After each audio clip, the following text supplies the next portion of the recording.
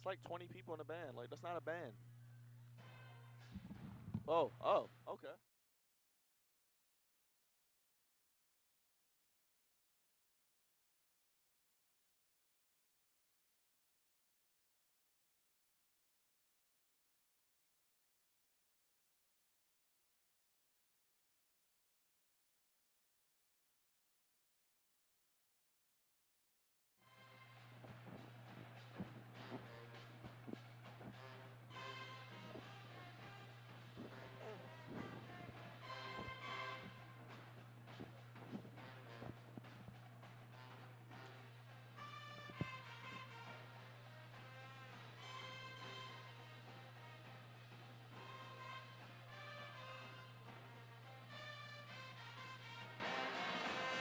Good afternoon, ladies and gentlemen, and welcome back to WDSU-TV's continuing coverage of Delaware State University Hornet basketball.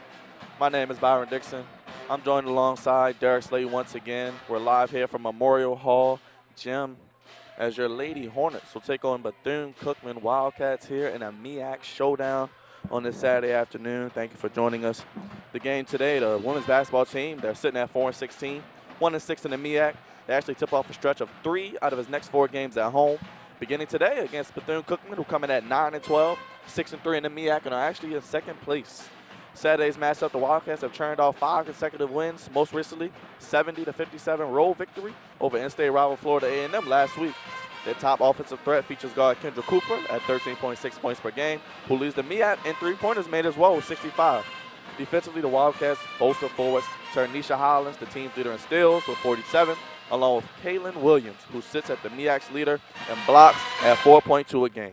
Both players have gone to MEAC Defensive Player of the Week honors. And their coach, Vanessa Blair-Lewis, is in her 7th season with the Lady Wildcats, and her tenure has been highlighted by winning the MEAC of the Year coach in 2009-2010.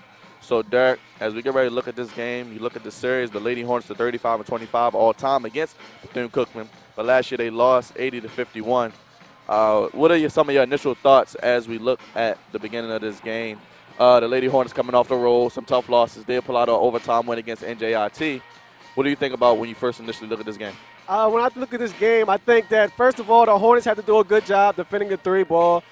Bethune-Cookman is second in the MEAC with three-pointers made. They make over 6 a game. And Cooper, who we'll talk about a little bit more later, is the best three-point shooter in the MEAC. I think also they got to do a good job of controlling the boards. Last game that Delaware State won against NJIT, they out-rebounded the Highlanders. So if they can do the same, they'll be able to be very competitive in this game. Also, they got to do a good job on transition defense.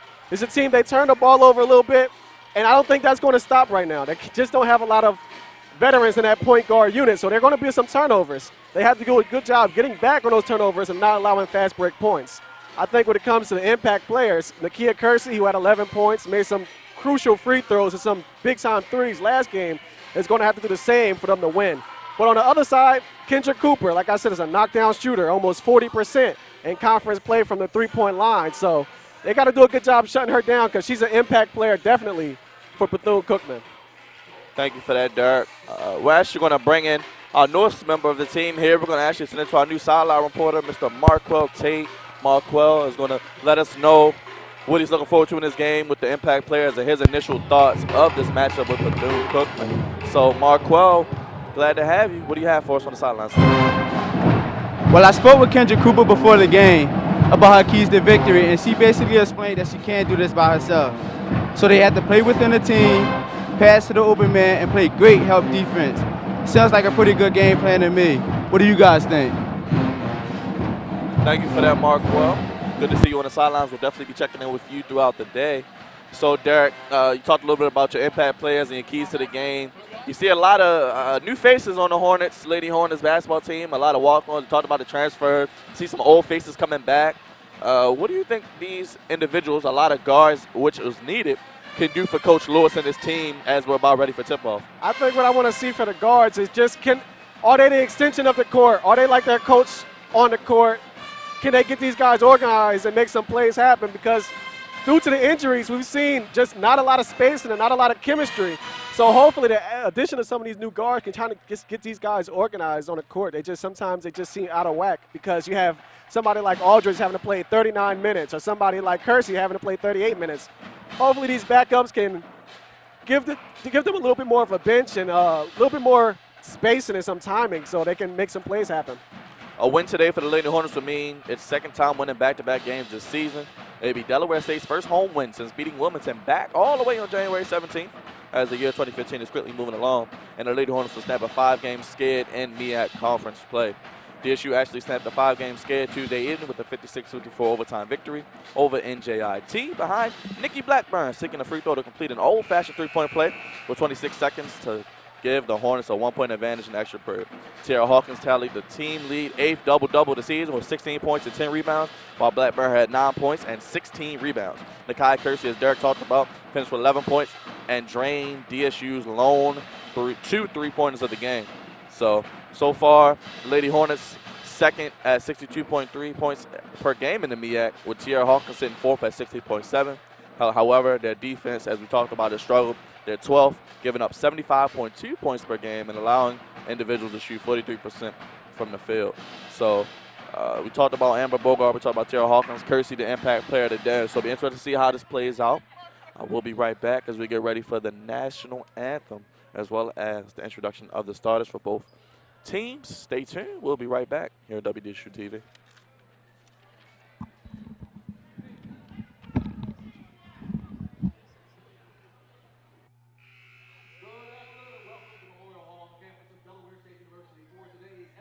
Women's basketball contest between the Lady Wildcats of Bethune-Cookman-Women and your Delaware State University Lady Hornets. Please stand and remove your hats and join the DSU Approaching Storm Pep Band for the playing of Lift Every Voice, and remain standing for the singing of the national anthem by DSU's own Chelsea Taylor.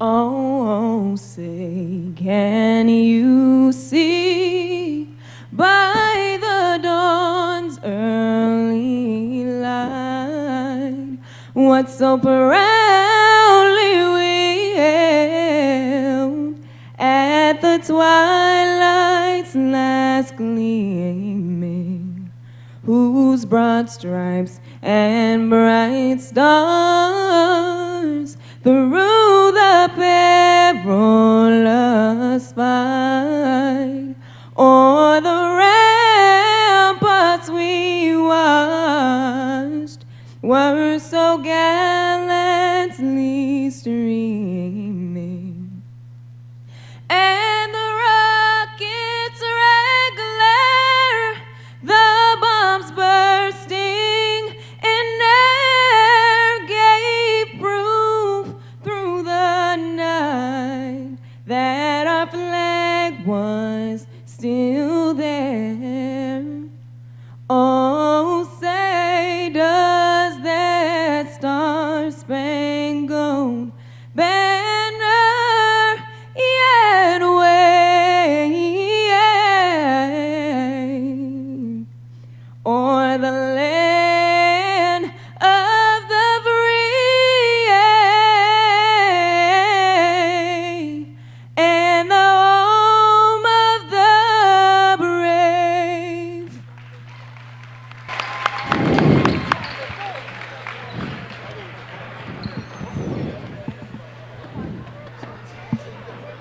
All right, Derek, as we get ready for the introductions of starting lineups for the Wildcats and the Lady Hornets.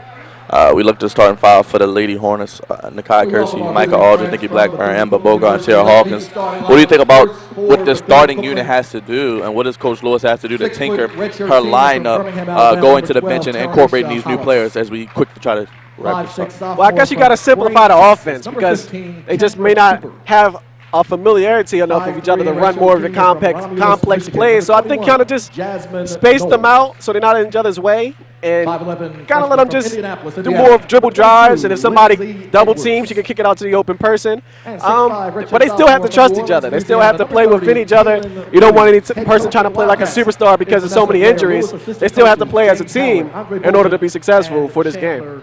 Well, as the lights go out, is the new thing around this gym. Start lineups for your Lady Hornets. Meet the stars for our 2014-15 Delaware State University Lady Hornets.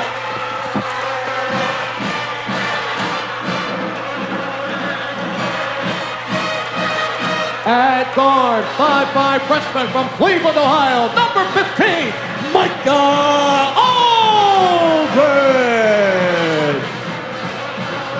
At forward, 6'1" redshirt junior from Cleveland, Ohio, number 20, Amber Bogart.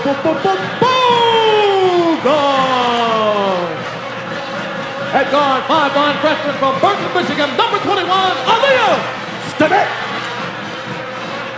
At center, 6' junior from Burnsville, South Carolina, number 23, Nikki Blackburn. And at forward, a 6'2" redshirt senior from Clinton, Maryland, number 24, Tara Hawkins. Head coach of our Lady Hornets is Tamika Lewis. Assistant coaches Lou Hamilton and Derisha Obey. Director of operations is Yvette Harris. Team trainer is Daquan Richardson.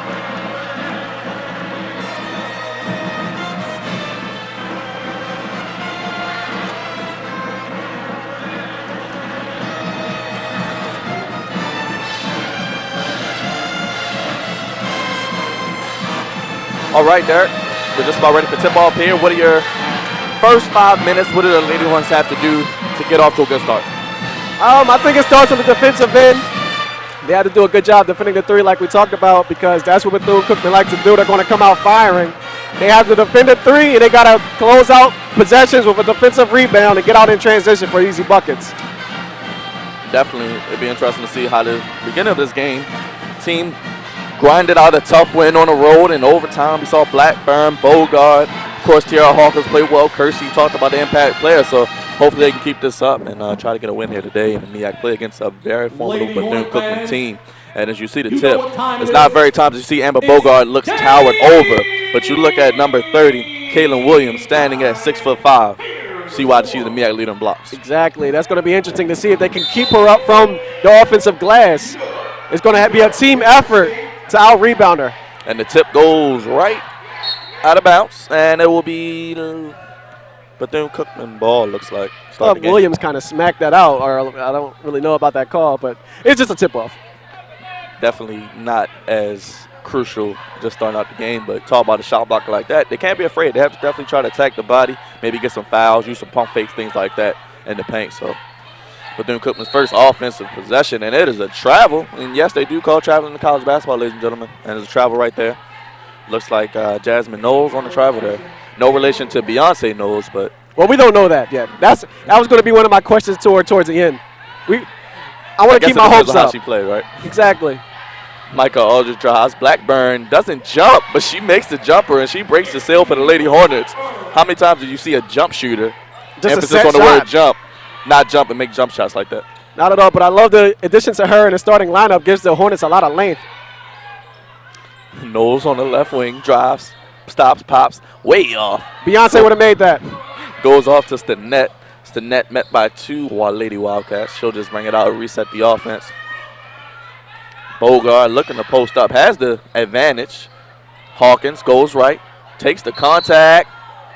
Looks like it'll be a jump ball, no foul, and it'll stay with the Lady Hornets. Don't really agree with that. She got fouled twice, but good take and good spacing by the Hornets early on to get some open looks. Sometimes you wonder why some of these referees have whistles because they don't use them. But that being said, the Lady Hornets do retain possession. Just underway here. Lady Hornets lead 2-0. So Hornets inbound set. Bogart looking for somebody. Throws it out to Hawkins, top of the key. Aldridge, as we've seen with the injury to Jay Washington, taking over a lot of the point guard duties. And turnovers are definitely something she wants to keep down. And as I say that, a turnover. And Knowles definitely reading the scouting report, forcing Aldridge to go left on both possessions so far. Three-pointer is up, no good. Shot no good there by Jasmine Knowles.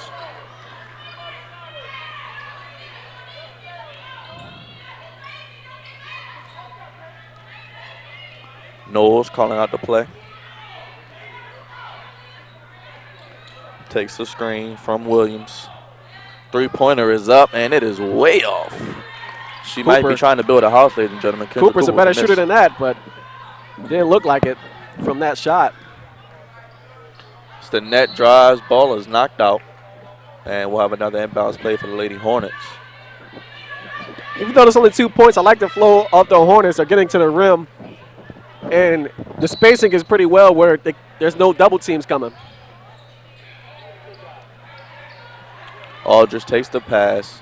It's the net for three. It is good. So three-pointer up and in. Aaliyah the net. So she definitely hit that shot there, Dirk. And she's a person that her confidence wavers. When she's able to hit a couple shots, she becomes a much better player and starts believing in herself a lot more. The biggest part of actually doing something is doing it. If she can do it, she's definitely a good player. Great steal there. Aldridge up ahead, met there by two Wildcats, and it is knocked away, and it'll stay with Lady Hornets. So, but good defense so far by the Hornets. Defensively, they're closing out, and they're making the court very small. They're shrinking the court with their length and not allowing any easy looks so far. Definitely. You see the addition of Blackburn in the lineup with the Bogart and Hawkins. So now you have three Twin Towers, and talk about a shot block. It's blocked there by Hollins, but another jump ball. So this time they go to the Wildcats. So yeah, Aldridge a little bit out of control there. We talked about confidence. Stinnett and Aldridge being young freshman players. You see the ability of confidence. Sometimes they're high, sometimes they're low, but if they can just be stable at that position, they definitely good players. And Aldridge is a person not short of confidence. She's not going to ever wonder what if. She's always going to play the game attacking, and sometimes it works, sometimes she ends up getting your shot blocked. And you know what I like about Blackburn? I know that was a foul there, but you have to be physical. You have to have that person on your team who's not afraid to play aggressive, be that enforcer, and let people know you're not going to come in here and throw up that weak stuff. Hollins top of the key, and her cookies are taken from the cookie jar. It's the net to Bogart. A little bit behind it, but Aldridge gets it. Goes back to Bogart. Up. No good. Lady Hornets retain possession. Aldridge swings it to the net.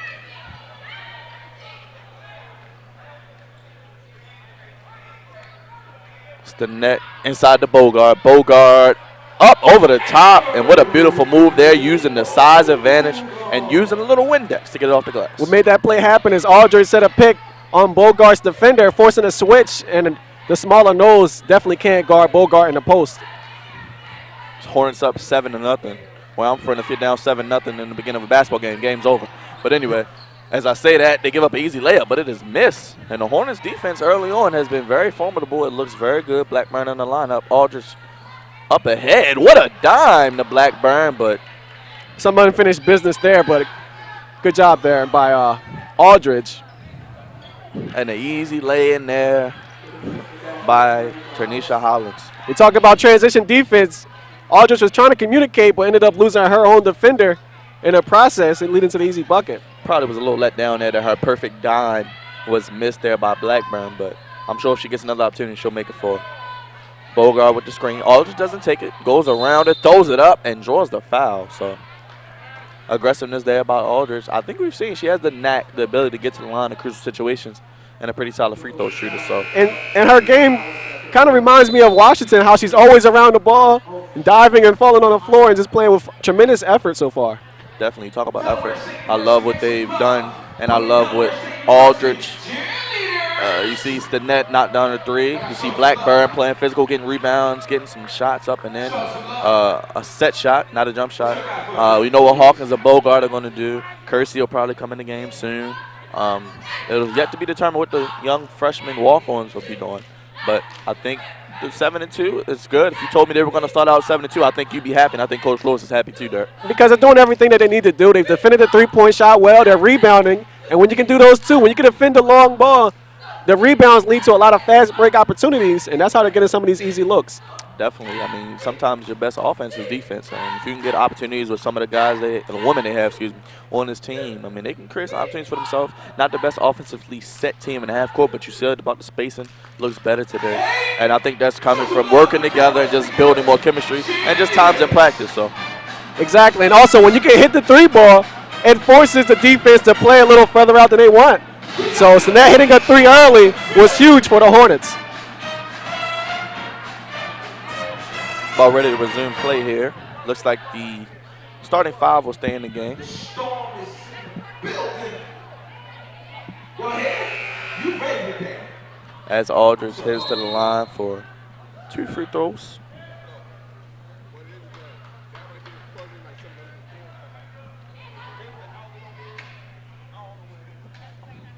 Aldridge, the freshman from Cleveland, Ohio.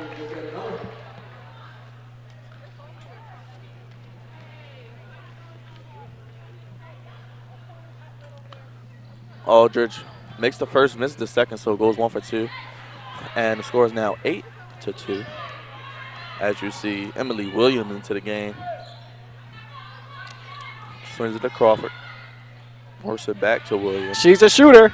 And that's what we talked about before the game. Got an open look, man. You live to fight another day because Cooper has missed, I believe, her first 2 3-pointers.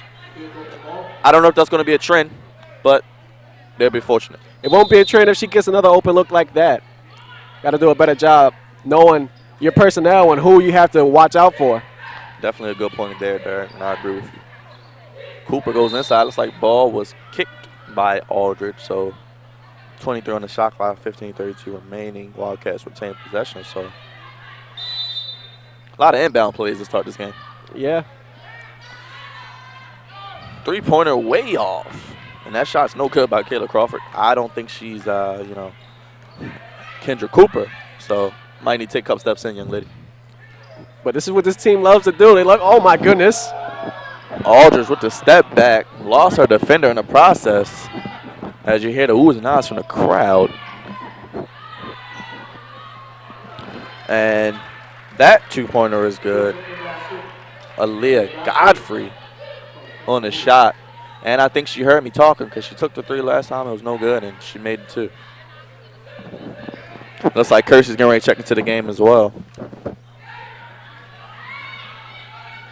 It's the net going left. Hawkins drives. Loses control, but regains it. And sometimes it's better to be lucky than good, ladies and gentlemen. And that's what she was there. She gets the points. Score is now 10-4. So Lady Hornets offense is flowing. And you see Stinnett at the top of the Lady Hornets zone defense here with the length. Pass inside is no good. They got it to the 6'5" Williams, but no good. She missed a layup. Good job by Amber Bogart rotating over to challenge the shot, which forced the miss. And just like you called, here comes Kersey for Aldridge. So Kersey will do a lot of the ball handling responsibilities. She better score since I made her impact player. She got to score. Notice is random, but how many times has a Derek's impact player been a 6th woman in this case, or person off the bench? I think this is the first time.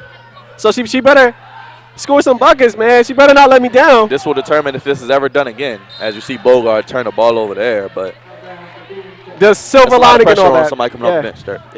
Hopefully she just I need her to play great. I definitely do. Maybe she can knock down a few threes, get streaky as we know she is, and extend his lead.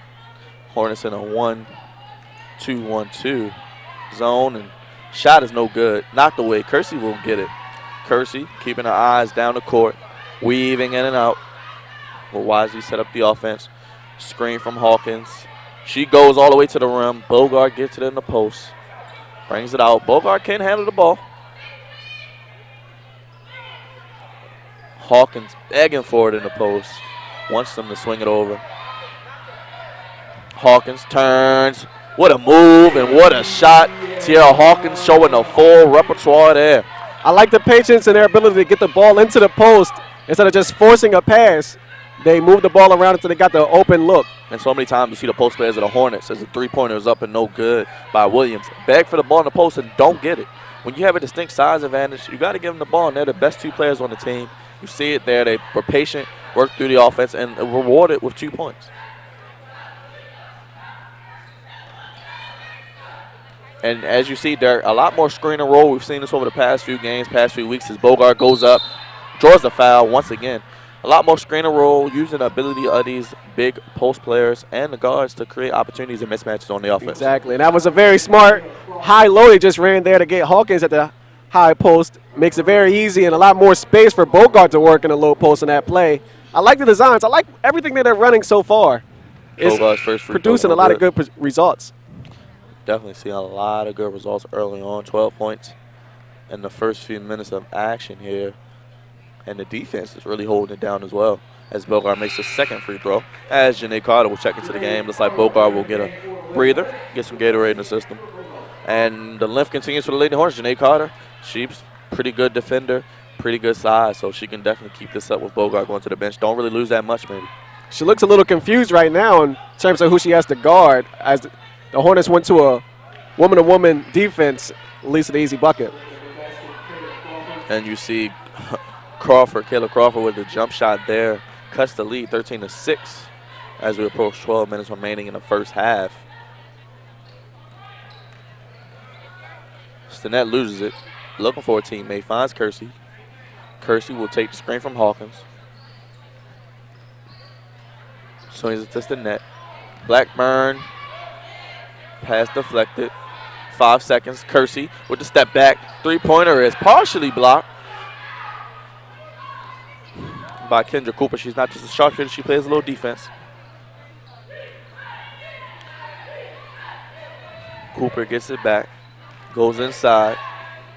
The driving shot is no good, but look who's there. And look who joins the part of Kayla Williams, using all of that 6'5" frame to get the rebound and put it back in. Yeah, Carter did a bad job boxing out.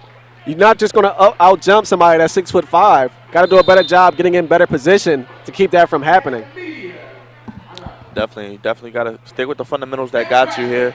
Definitely make sure that, you box out, find a body, put it on somebody. Especially when you have someone who's 6'5", towering over everybody. You can't let them control the game with their ability to get rebounds and easy putbacks. But so far, besides that, the Hornets are having a really good start. I love the ball movement. I love the ability to get the ball into the post. And more importantly, just the spacing to keep teams from double teaming on their post players. The timeout on the floor here, what do you think that Coach Lewis is talking to our team about in this timeout? They still have the lead, playing pretty well. I think she got to reiterate just to box out. Rebounding is going to be crucial in this game, especially when you have somebody that's 6'5". You have to do a good job getting a body or two bodies on her to keep her off the boards. What does NAACP stand for? That acronym.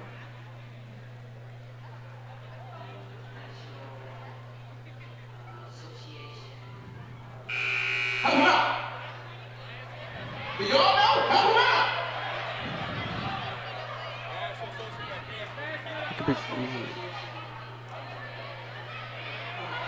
I'm telling people, he got it right. Show some love. This is his birthday. L.J., he worked through it, and he got it done. Congratulations. Happy birthday. He's 15, right? 15. Here you go now. Go spend your money best buy. Happy birthday. Show some love for L.J. He just had his own moment. So Bogart quickly checks back in. You talked about Carter look confused. Looks like Coach Lewis knows the same thing you saw, Derek, and took her right back out. Yeah, when you come off the bench, you got to be attentive to what's going on in the game so you can know what your team is running. She just got on the court and just looked confused, and that can't be accepted. Bogart back in at the high post. Works it. Takes the 2 steps. Hawkins, and you see the interior passing of the Lady Hornets in the post. poetry in motion. The ball movement has just been terrific so far for the Hornets. A lot Night of and day from our last game 3 weeks ago. A lot of times you look at teams, the three-pointer is up and no good. Rebounded by Blackburn. Up ahead to Kersey. Up ahead to Bogart, and she'll lay it in for 2. And a timeout will quickly be called by Bethune-Cookman, but a lot of times with offenses, they say 5 passes before a shot, make sure everybody touches the ball. You're seeing an example of that here, team basketball. Exactly. And that's the reason why Kersey's an impact player. That was a beautiful pass. And I will, anytime she does anything remotely good, I'm going to say Kersey not only made that pass, she made the layup. And that doesn't even make sense. Well, Dirk, being an impact player is not always about scoring. It's about what you do to impact the game. There are many ways to impact the game besides scoring. There are certain things that are always constant. You know, defense, rebounding, effort. Those things are always constant. So if you can do that, as you look to replay, talk about that, Dirk. We're going to just see Kersey here just makes it's an easy pass, a simple pass, and finds Bogart for the easy lay-in. I was concerned that she was going to throw it to Tiara Hawkins because she was calling for the ball, but she wasn't open. Nice by Kersey keeping her head up and finding the open player. Reminiscent of Brady to Gronk in the Super Bowl. Exactly. Or Brady to Edelman, whichever one you want to use. Yeah, but Edelman had a better game.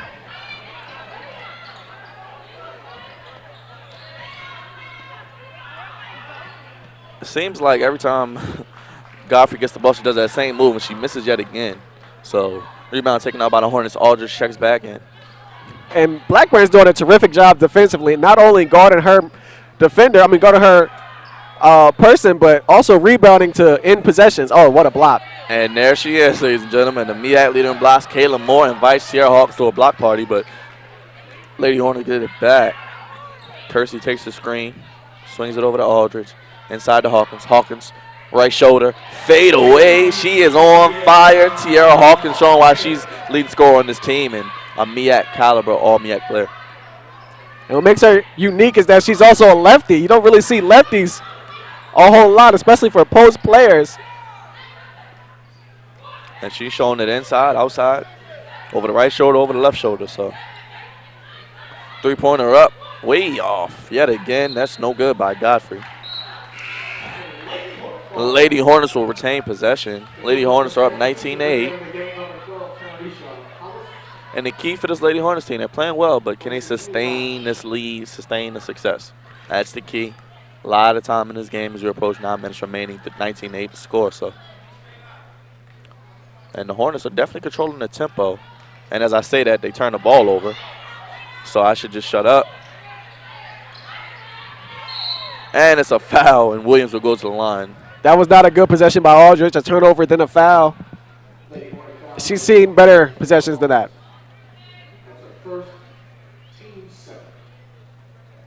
Now the question is, can Williams, we know you can block, but can you shoot free throws? And yes, she can. She makes the first. Cuts the lead to 10. Williams about 63% on the season from the free throw line, which is not bad for a front court player. Not bad. She makes both here and proves this wrong yet again. Not the first time, won't be the last. Kersey looks over to Coach Lewis for the offensive set. Hawkins coming up to the three-point line. Talked about a lot. The post players of the Hornets actually can handle the ball a little bit. Kersey steps back, goes right, drives in. Bogart takes it, but it looks like she took a little bit too many steps there. And that's unfortunate because the ball was moving well and Bogart was about to get an open jumper.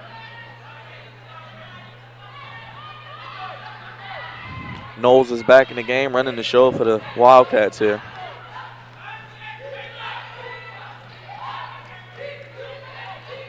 Bethune-Cookman working the side to side, and they got an easy lay in there, and that's Ternisha Hollins. Hawkins didn't even challenge it. They used Cooper as a decoy on that play, and 3 people rotated over to her when she came off the screen and left to an easy bucket underneath.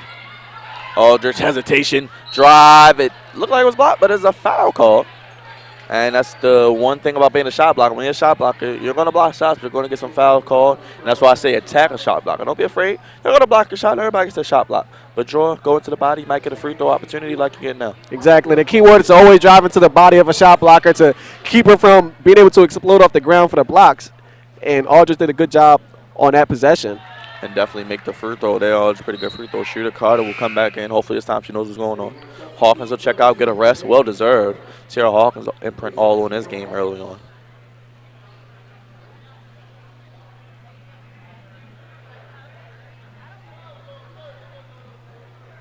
Kind of a little bit of a delay here. Don't really know what the delay is about.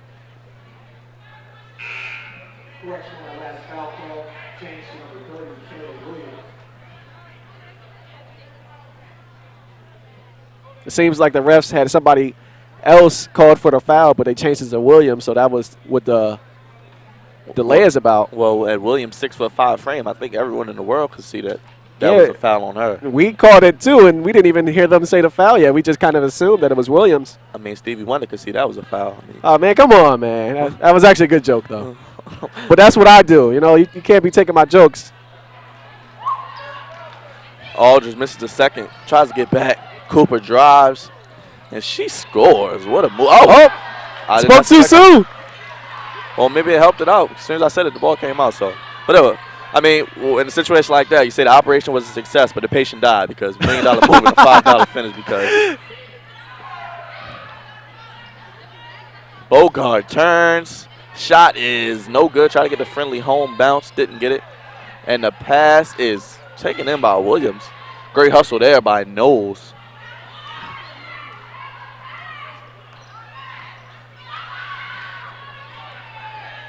Knowles orchestrating the offense. Knowles goes behind the legs, but a little bit too fancy there. Loses it. 10 on the shot clock. And there she is, ladies and gentlemen, 3-point leader for this team, Cooper. And she's a little bit cold today, Derek. I don't think she's made a three yet. It's a curse of the impact player. And Aldridge with the N1, hoop in the harm. And you talk about an all-MEAC type play. There it is with Aldridge. Yeah, talk a little bit about this replay here, Derek. It's just a hesitation here. Everybody knows she wants to go right, but she's very crafty. She's going to hesitate and still go right.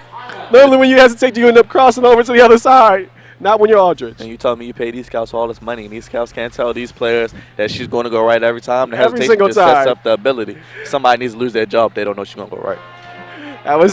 That's exactly right, because we seen early on they were trying to force a left, and then one hesitation move, and all the scouting reports just went out the window. So Exactly. nice move by You see what your Aldridge. scout is really worth, right? Exactly. And she does a hesitation move. It's kind of her go-to move to get the defense standard and stabling, but a great move there. She'll get to the line again, and we talk about her ability to get to the line. You need players like that. You know, you don't have some players that you had before. You have new individuals. It's definitely good to have the ability to draw fouls, especially on a team that blocks a lot of shots like this. Exactly, because when you're able to get a foul, a shot blocker in foul trouble, it really negates what they do. So she's doing a great job. Continue to attack. I love Aldridge's game because she's fearless. We sit her on the ground probably 3-4 times already in this game, but she just continues to get back up and make plays for the Hornets. And I think so far in this game, I think Coach Lewis has pressed the right buttons with subbing in and out the right people, going through her bench, not overusing her starters, but taking them out when they need to, giving them quick spurts of rest and bringing them back in, keeping the momentum and the flow and the chemistry of this game. And exactly. And another thing is they're playing so well, they're forcing the other team to call timeouts, which they can just use to rest their players again. So everything working well for the Hornets. Can they sustain it is something that we all want to know. As you see, Tierra Hawkins with 8 points to lead early on, and Blackburn with 6. As you see, all just makes the end one, completes the old-fashioned 3, and the lead is 23-12, 7:25 remaining. Cooper will try again. It is no good, and it just does not have the touch today, Derek. She just can't buy a bucket. She's 0 for 6 from the floor right now. And the curse of the Derek impact player continues as Aldridge is called for a push-off. That's a tough call there. Normally, I guess if she was a senior, you let that go, but you don't really let a freshman get off with pushing off.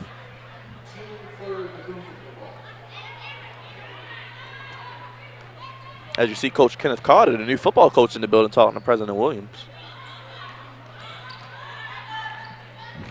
You had a press conference with him, didn't you?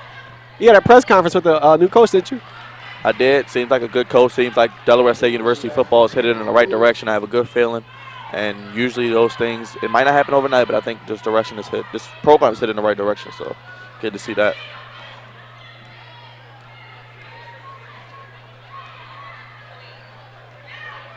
Offense looked a little confused. Carter, for the most part, looked confused. Shot clock is winding down. Kersey call for, looks like a carry. Looked like she carried there, but As the net will they're check gonna- back in for Aldridge. Don't really see carries called like that, Derek. exactly. But they're going to call that turnover on Kersey, but really the entire offense was out of whack that possession, and they're trying to talk to Janae Carter, who she's just so confused on the court right now. What a move there, but it's no good. Hollins with the miss. She's had a lot of opportunities. It seems like a lot of shots they normally make for Bethune-Cookman, fortunately for the Hornets' sake, have not gone in today, especially with Cooper threes. And I think partially it's because of the length of the Hornets. To have 3 front court players, forwards and centers on the court, is throwing Bethune-Cookman off a little bit. Bogart on the left wing, swings out to the net. Carter, shot is up, no good. Not a bad possession there. Kersey, only one back. And Cooper finally gets one to drop there. She goes coast to coast radio, and makes the lay-in. Cut the Hornet lead 23-16.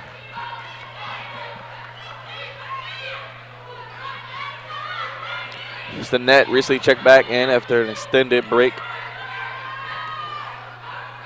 And it throws it away. And it is going to be an easy, or not so much easy, but Hollins misses again.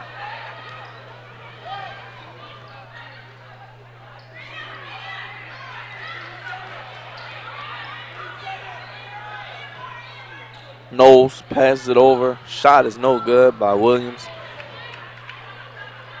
And we've seen a lot of misses of bunnies, is what I like to call them, because they're easy shots. And the Lady Hornets are reaping the benefits there for 23-16 lead. 2015 MEAC basketball tournament right around the corner. March 10th through the 15th at the Scope Arena in Norfolk, Virginia. Call the DSU ticket office at 302-857-8599. All right, Derek, the Lady Hornets still have the lead. 5 minutes remaining in the first half. What has stood out to you as the Hornets have sustained this lead? One thing we haven't talked about, which I normally go to great lengths to talk about, is they're not turning the ball over a lot. I'm not going crazy about turnovers because they're doing a good job spacing the court, and whenever they get double teamed or trapped, they have a person that's wide open to make the pass to. So also Bethune-Cookman hasn't applied any presses. That might be part of the reason, but they're doing a good job. I think one thing we learned is to not talk about it, and it'll be okay. But as soon as we talk about it, we mess it up. As Hawkins is back in the game, and she draws a foul. Yeah, I hope I didn't jinx it. I've done that in the past, so hopefully they continue to do a good job. And Hawkins will check back in. She's back, and she'll be at the line, so. First free throw is good for Hawkins, who's had an excellent first half. Definitely making her imprint, putting it all over this game.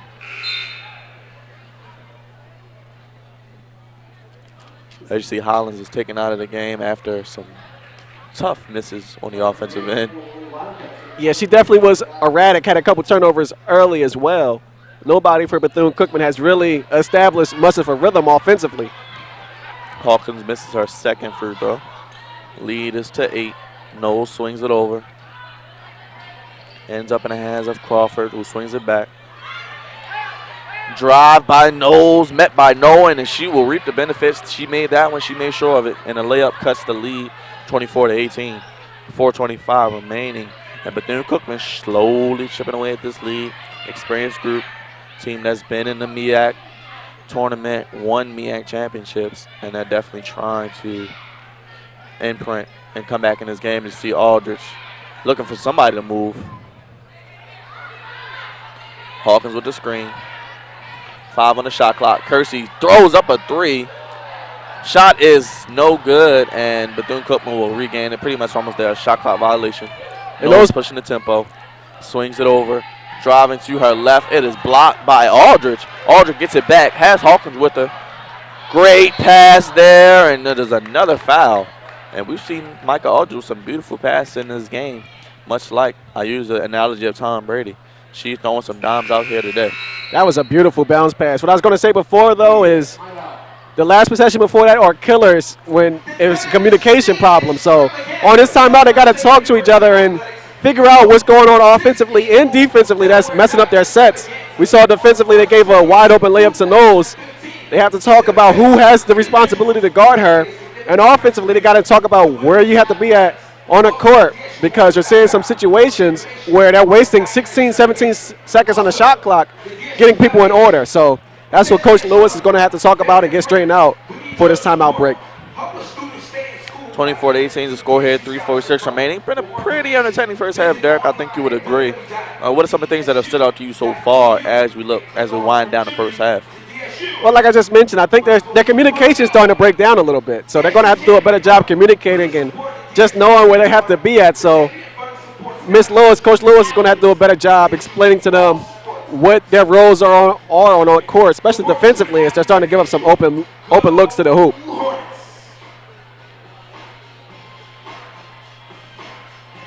This is how we do it at DSU. This is how we do it. It's Delaware State, and we're winning the game. And we're gonna win by the clock's up. And I'm freestyling on a microphone. Stop it, baby, man. Give me a round of applause for me.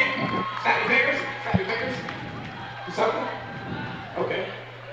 Appreciate the support. Hawkins will head to the line again for 2 free throws. Hawkins' free throw is good. 25-18.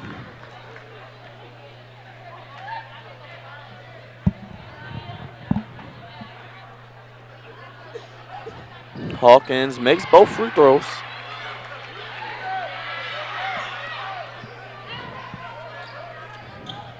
It's the net all in the grill of Cooper there.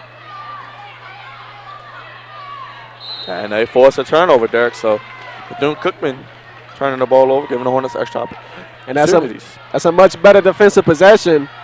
They stuck to the three-point shooters, and they didn't allow any open drives to the lane, forcing a turnover there.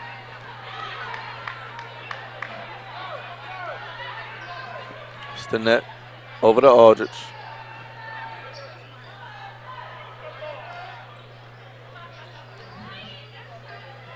Kersey hangs, shot off the front rim, and another foul as Bogart was fouled away from the ball.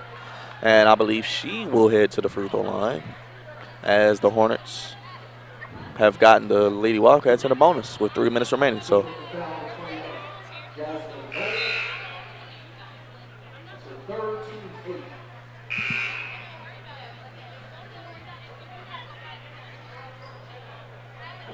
Checking back in for Bethune-Cookman.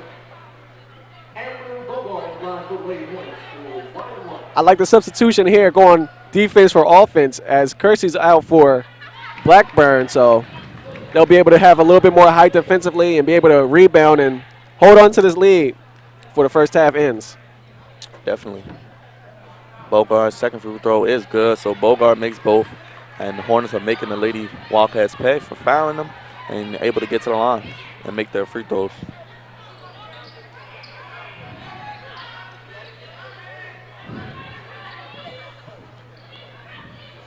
Bethune-Cookman working the ball side to side, and it is stolen away. Blackburn again, Derek, so she's putting her input on this game as well, especially on the defense. She's definitely been a defensive anchor for them, just knowing where to be on the court and just making a lot of plays. It seems like she's always getting a rebound, a steal, or a block so far. Definitely seems like something as the pass is telegraphed and stolen away there. Williams all the way, throws it out to Cooper. Cooper thought about it, could have been a travel call. Finds an open teammate, and the shot is good. Kayla Crawford cuts the Hornet lead to 8 points as we approach 2 minutes remaining.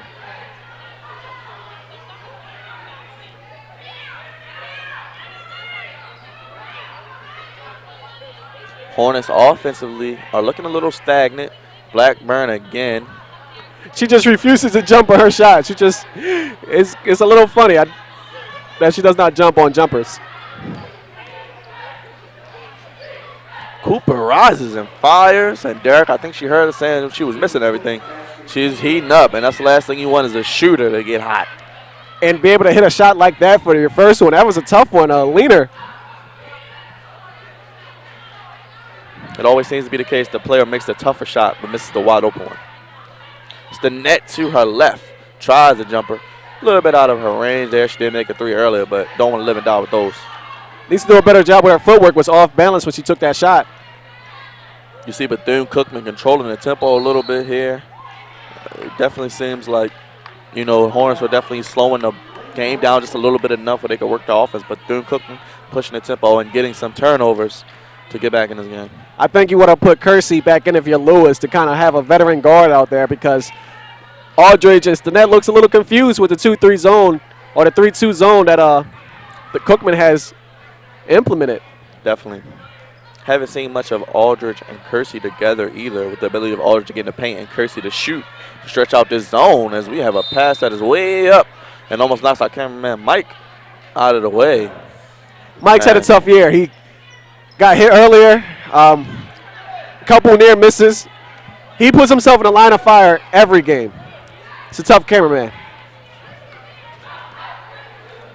Williams goes to her right as we approach 1 minute remaining. Shot is blocked. So Williams gets a taste of her own medicine there, has a shot blocked. And that was a perfect job defensively by Bogart, just keeping her hands straight up without fouling. Not sure how many times she's actually had her own shot blocked. Probably can count on one hand. Thought about the 3, Crawford did. And look who takes it. It is Godfrey who shoots an air ball. Someone might need to close a window here in Memorial Hall for her. Got to close the windows, close the doors, everything, because Bethune-Cookman, for as good of a three-point shooting team as they are, really missing a lot. As Hawkins just turns a disaster into a masterpiece there, because she lost the ball, was met by 3 defenders, spent off for 1 defender, and finished to her left hand, as she likes to do. Extends the lead to 8, 30-22 as we approach 20 seconds remaining. Shot clock, game clock about a second apart. Shot is up, no good. Rebounded by Williams. Williams goes up and puts it in and uses every inch of that 6'5" frame with the offensive glass. Hasn't really done a lot, but she's made an imprint here lately. Bogart gets it, 4 on the shot clock. Aldridge has time, gets it up, counts if it goes. And that is way off, and that's how we will end the first half here in Memorial Hall Gym.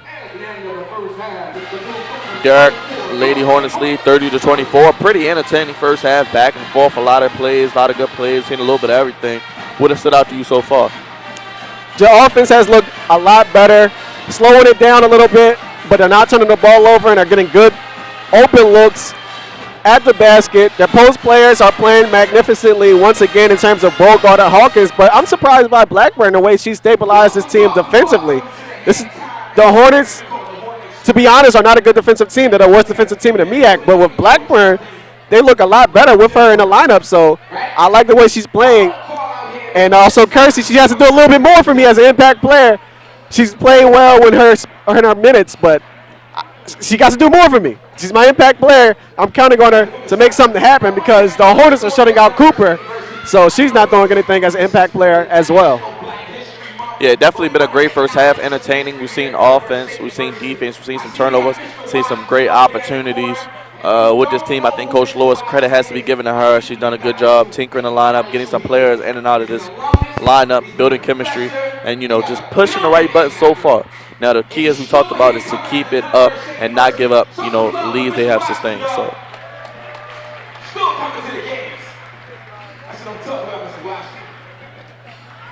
We're going to actually get ready to head over to Marquell on the sideline in a few moments. But before we do that, Derek, what do you think the Hornets need to do in the second half to continue this lead? I think they just got to do a good job rebounding defensively because they're forcing a lot of missed shots. They keep them from getting second chance opportunities. We're going to Marquell. It's a pretty good game going on now. As they said, she's getting the wide open shots, but they're not finishing it. The game is 30-24 right now. Let's see if this game is going to continue to be this close, because I believe that Del State can open it up.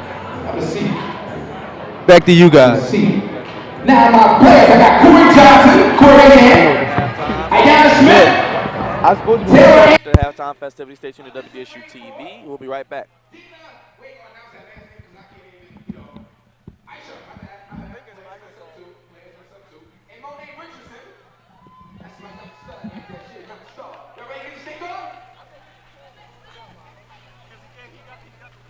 When the music start, 3 people go that way. It's no holds bar. 3 people go that way. Y'all ready? Soon as the music start, 3, 2, 1, let's go.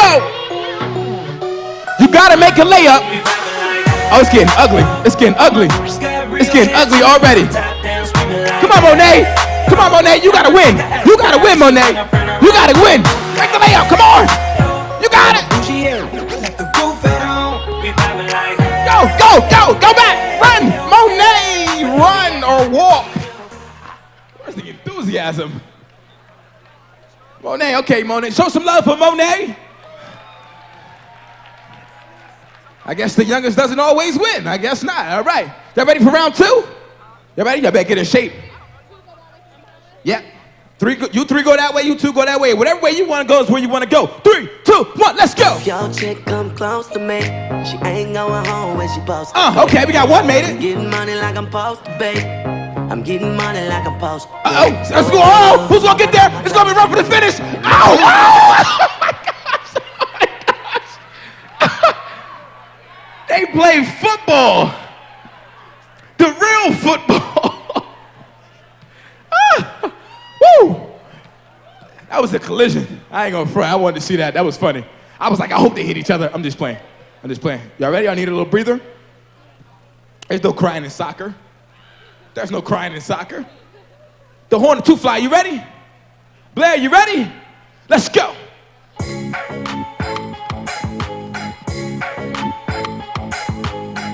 She played, ready to put her on the basketball team.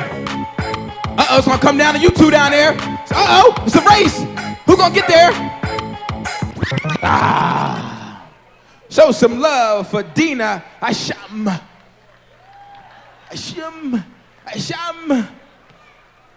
right? I got it right that time. All right. All right, the 3 Musketeers. Let me over here dapping right now. It's no holds bar right now. Yo, dapping. This is for $1,000. This is for $1,000. This is for $1,000 in Monopoly money. 3, 2, 1, let's go. She missed it finally. She might not make it to the second round. She ain't make it. She got, look, was she about to run him over? She was mad. Did good though. You made every layup except for that one. All right, who we got in the championship round? Who we got? We got Alyssa and Ayanna. This is for the chip. This is for, okay, maybe not $1,000, but we got a gift certificate for y'all. Y'all ready? Now, see, this is what we're going to do, something a little bit different. Since it's the championship round, we're going to have a little fun with it.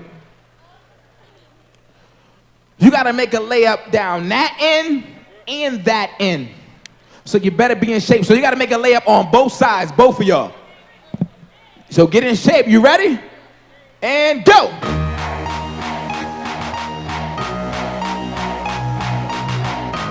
She made it down there.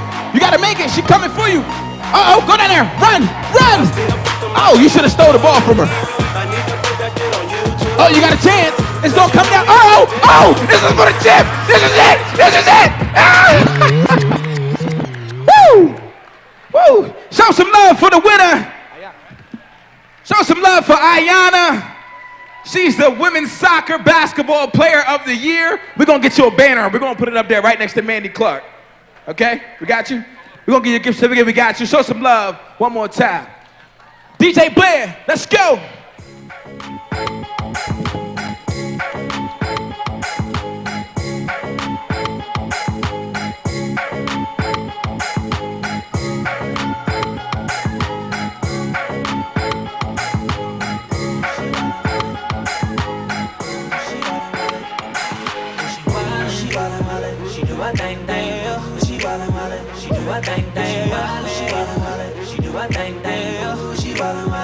do a thing, thing. She just wanna shake something. Girl, that don't make money. She wildin', she wildin', she do a thing, thing. She wildin', she do a thing. Could I possibly be inconspicuous with my flow is fucking ridiculous. That's quite an accent. See, I'm from the South, but some of the most beautiful things come out my mouth, and I'm on stage just as soon as I come out the house. So I might as well give them something to talk about. I bust a rap to make a blind man believe in the boogie, and if you came here to move us eat in the boogie house.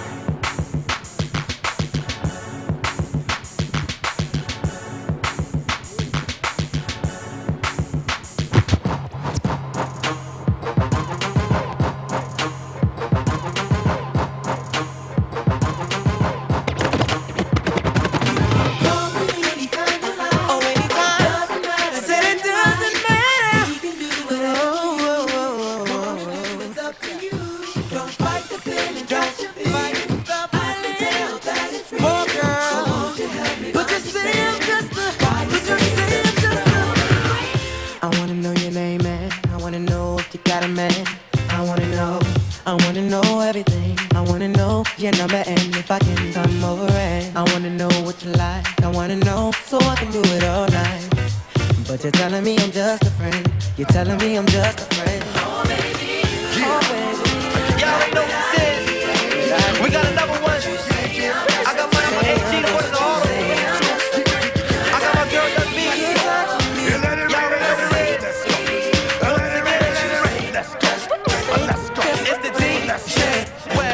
I let it rain, I clear it out. I let it rain, I clear it out. Let's go, I let's let go. it rain, Let it rain. I clear it out. Clear it. I let it rain, Clear it. I clear it out. Clear it. And let's get it, let's get it, let's get it, let's get it, let's get it, let's get it, Yo. let's get it, let's get it. Let it rain, I clear it out. I let it rain, I clear it out. One.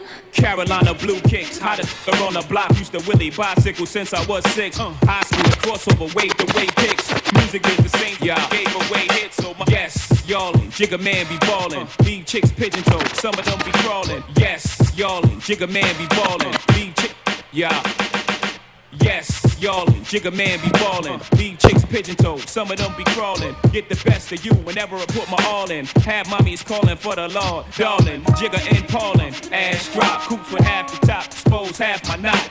Mad when I brag about the cash I got, but I'm used to not having a lot. I'm from the gutter and I ain't the type to ever chase your box. I'm the type to interior decorate the watch. I'm the type to sling heavyweight on the block and everything.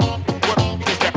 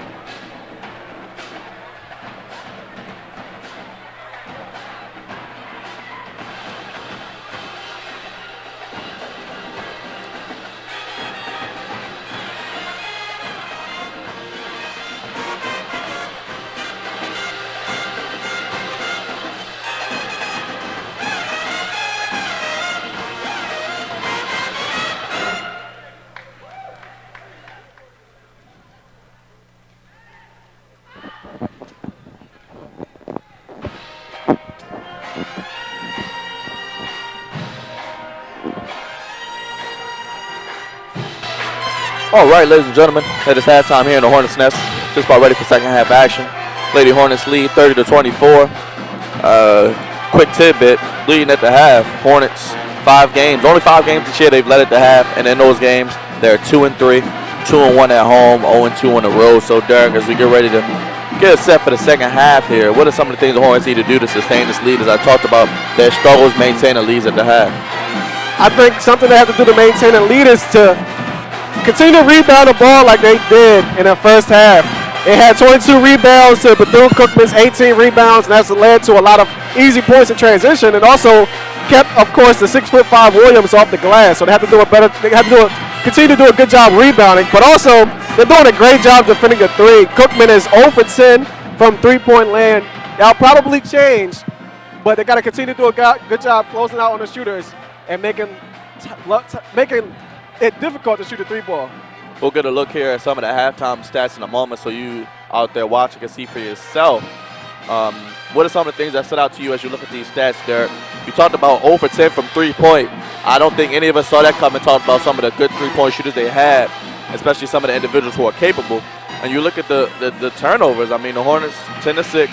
It's pretty even, I would say. I mean, I would say whoever can control that could be a good position to win this game. You see the rebounding as well. So what stood out to you? Also, something that we Hornet fans, talked come on about out is the tomorrow spacing and the afternoon ball at 12 movement. noon. Well, 10 field goals on 7 assists. That's how you want to distribute the ball. That's good job getting a lot of assists off of made field goals. So they're showing that the ball movement's been there. Their spacing's been there. They've been attacking the basket. They have 9 made free throws already. They forced Bethune-Cookman into 8 fouls. So they're doing a good job attacking on offense and moving the ball around and not being selfish. So they've looked really good offensively. They've looked good pretty much throughout the entire game except a couple of lapses on the defensive end. So if they can continue to play the way they played in the first half, they should come out with a victory. Definitely also as well, getting to the free throw line. You see a little bit of everyone getting their opportunities to shoot free throws. And I think they can continue to do that, get this team in the bonus and foul trouble early. They could be successful and sustain this lead. So we're about ready for second half Hornet action fans, here. come on out tomorrow Thank you afternoon for at joining us 12. Get a once again, sneak Derek peek at the Sleep, Marco 2015 T, and DSU Bob Women's Dixon. So Lacrosse team. Our women's lacrosse team will take on Howard Community College on an exhibition tomorrow at 12 p.m. at Alumni Stadium. Come on out and support the DSU Women's Lacrosse team.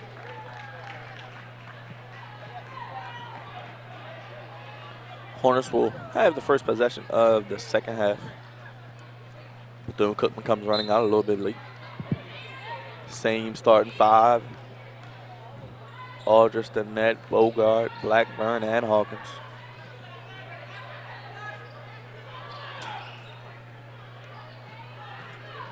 Aldridge going right as she likes to do. Hawkins at the high post. Met by 2 Wildcats. Ball almost stolen. 8 on the shot clock. Aldridge stops, pops. Shot is no good. And Bethune-Cookman, and that is Knowles pushing the tempo, taking it all away, and it looks like a foul was called to start the second half. And it looks like she'll be heading to the line. Lady Hornet foul number 20, Amber Bogard. Team first of the second half. First on Amber. Jasmine Knowles at the line for 2 shots. Knowles' first free throw is no good.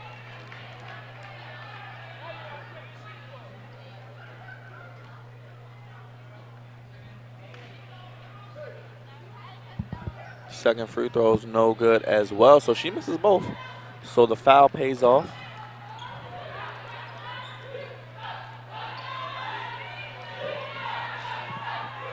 It's the net with the ball. That's kicked, right? That is a kick ball, so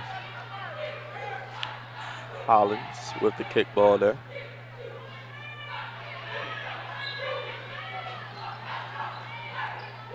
Bogart to inbound. Hawkins in the corner, tolls it over to the net.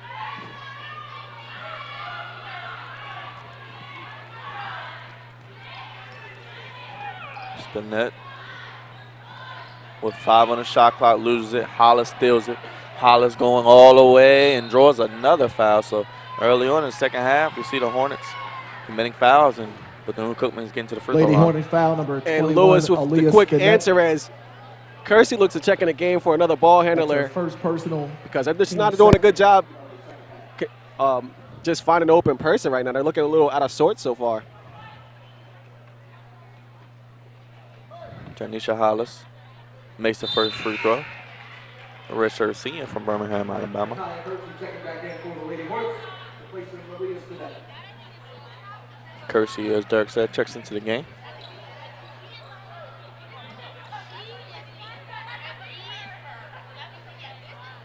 Second one is way off, rebounded by Hawkins.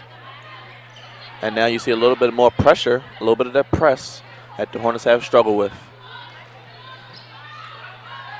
Great job there by Kersey. And is that a 10-second call? I don't think that was 10 seconds. That was a very fast 10 seconds. 10 seconds takes a lot longer than that. All you have to do is look at the shot clock. It was still 21 seconds left. That's not enough time. That's 9. She must have been counting by twos. 2, 4, 6, 8, 10. Because.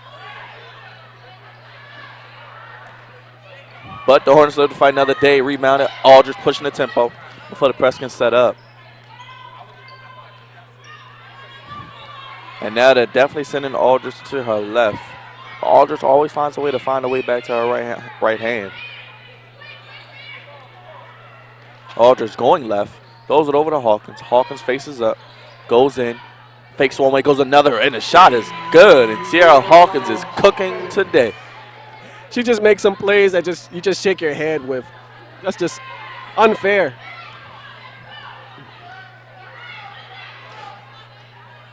If you're a young woman who wants to play in the post, watch Sierra Hawkins today. She definitely can teach you a thing or two.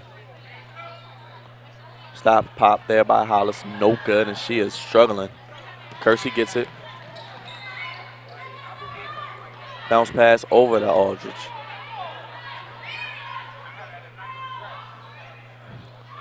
Hawkins looking for a teammate. Decides to take it herself. Hawkins drives and loses it. So tough play there by Hawkins turning it over. And Hawkins knows she had that one-on-one that she wanted. Unfortunate for the Hornets, it's a turnover.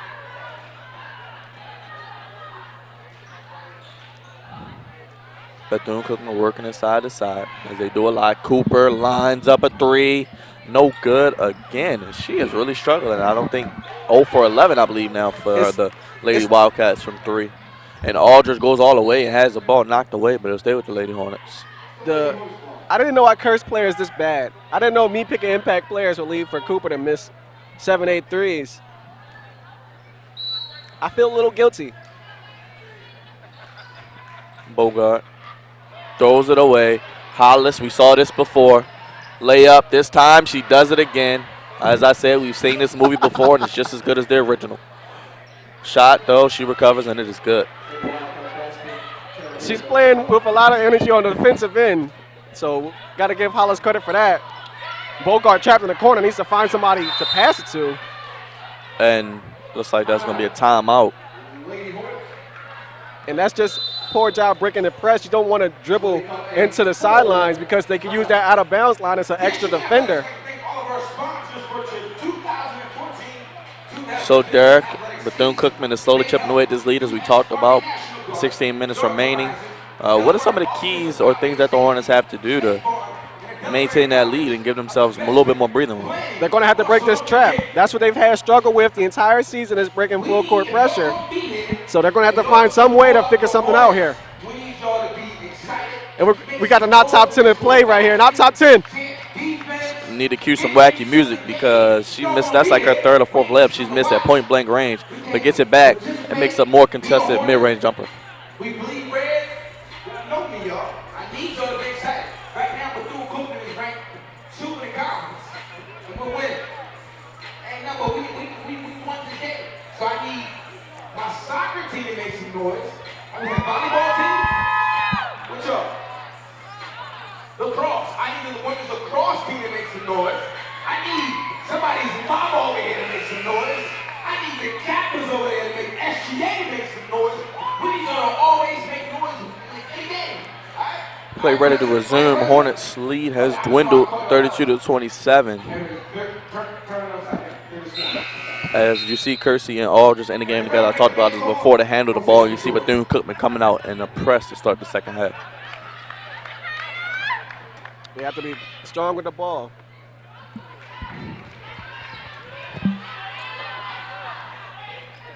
Aldridge swings it over to her left, gives it to Hawkins. Aldridge drives, throws up the floater, no good. Rebounded by Hollis, but Hollis has it almost taken away by Aldridge.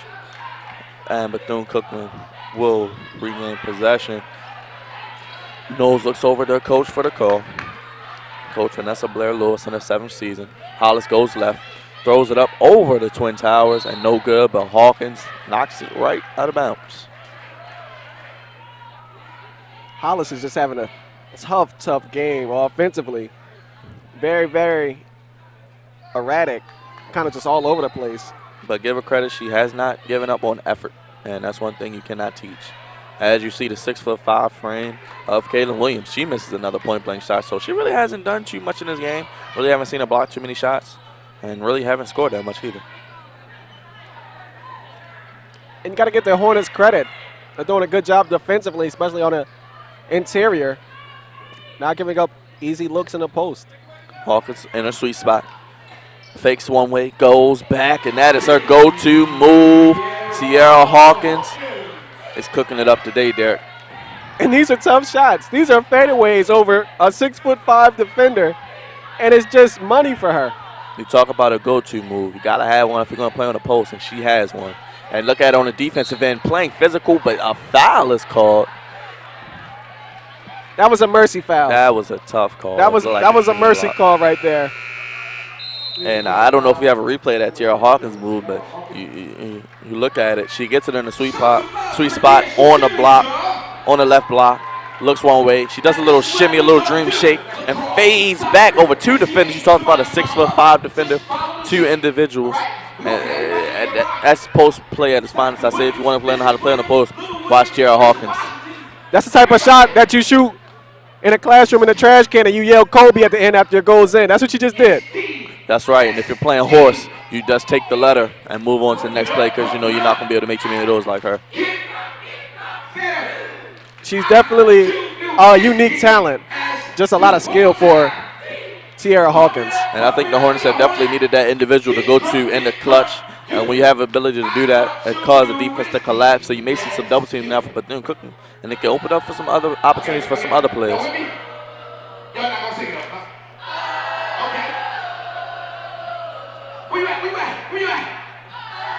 Derek, what do you think Coach Lewis is going to talk to our team about here in this timeout as their lead 34-27, 15-29 remaining? I think they just have to continue to break the press, space the floor out like they've been doing. Don't reinvent the wheel. Continue to play the way you've been playing and just have faith in one another, and they'll be able to pull out a victory if they can do those things. And most importantly, rebound the ball. Hawkins leads the entire game high 17 points. 7 for 8 from the field as well, so an efficient 17. As Williams, first free throw from the line is good.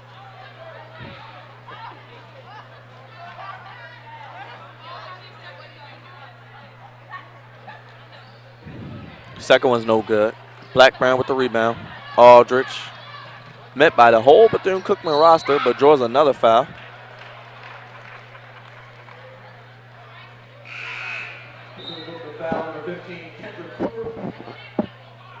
Looks like Kayla Crawford will check into the game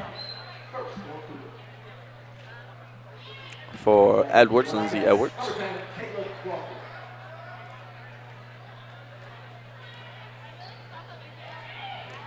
And there's a throwaway there by Aldridge. And Hollis again, I guess third time is the charm, Derek. She makes this one. And the press is giving the Hornets a little bit of trouble here.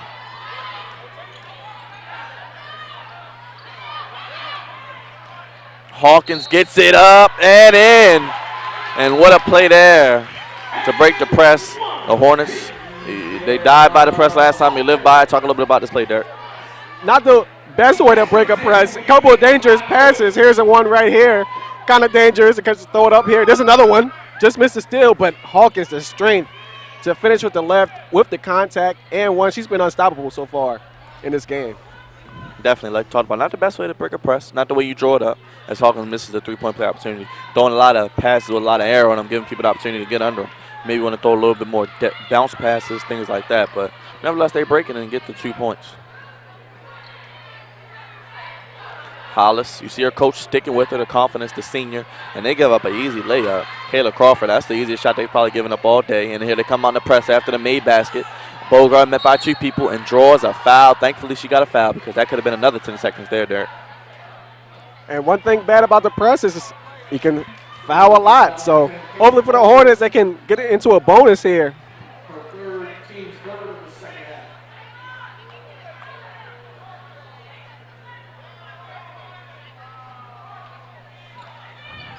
And Aldridge is going to be called for an offensive foul.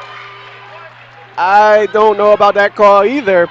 It looked like she was about to call a blocking foul, and then out of nowhere changed directions. I don't think she knew what she wanted to call, and I think that it was a little bit indecisive, but you have to give the player room to move, and she didn't. Exactly. And I think that's why it was a block. Well, Derek, we talked about space, and the Hornets are definitely going to have to space and work on this press break. If one thing I must say, they need to definitely practice. Maybe just take a whole practice where they work on breaking the press. As you see another shot there by Crawford, and she's heating up in the second half. And Bethune-Cookman cuts the lead to 2. And there's another press, but they get past half court. Bogart's going to take it all the way up. No good. Hawkins is there. Hawkins gets it, gathers, and puts it in. And Tiara Hawkins is what we call a lifesaver because she's saving the Lady Hornets behind today. And is that 22 points? Because that's her 22nd point. She's the new all-time scoring leader for Hornet history. So congrats to her. She's having a terrific game, over 1,600 points in her career. Definitely a very storied career, as her career is in the latter stages in the senior year, but a lot of games left to play to add to that total. So we'll get the official stats at the media break, but I believe she has 21 points, which would break even McCormick's record of the all-time scoring list. So congrats to Tiara, and hopefully she can get a win to boot with this. Definitely. I think she'll take the win over that any day. Crawford goes right. Looks like she'll be called for a travel. So turnover there by the Lady Wildcats. So they know the press is coming.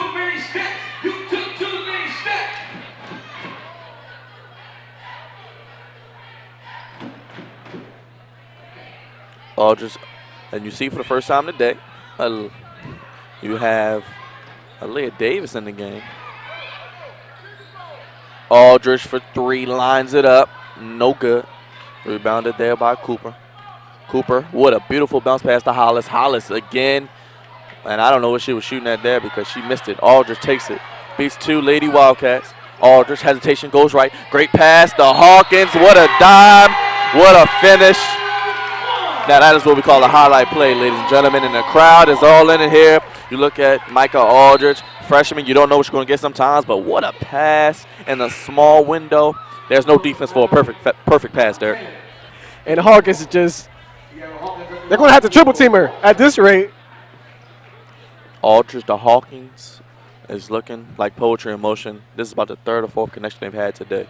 And despite all the injuries for Hawkins, she's been very consistent when she's been on the court and is the all-time leader in points for Hornet history. So congrats to her. What a way to break it as well. What a play all around. And you see Aldridge just putting the team on the back there, breaking the press pretty much single-handedly and just going all the way to the rack.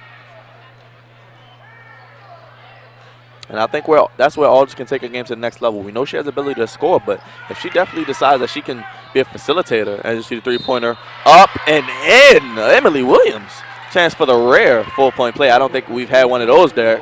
But and Davis kind of fouls the guide hand. Didn't foul her out the shot release, but the follow-through is going to hit her right hand. And you see Davis just checking into the game, and that's not what you want to do when you just check into the game. You talked about being aware there. If you're on the bench, know the situation. Know this team likes to shoot threes, but don't foul them. But contest, but don't foul. Exactly. That could be the turning point of this game here. She completes the 4-point play. That is correct, ladies and gentlemen, the 4-point play. And this game is getting nice and tight, just the way we like it. 41-38, 12:50 remaining. Bogart will check back in, probably for Davis. Good job by Lois. Aldridge right, cuffs the ball and takes it inside. What a move by the freshman. And she's entering what I like to call fabulous territory. Fabulous freshman. And she's playing well today. The confidence, I'm sorry to cut you off. The confidence level is just starting to rise with Aldridge for every single possession.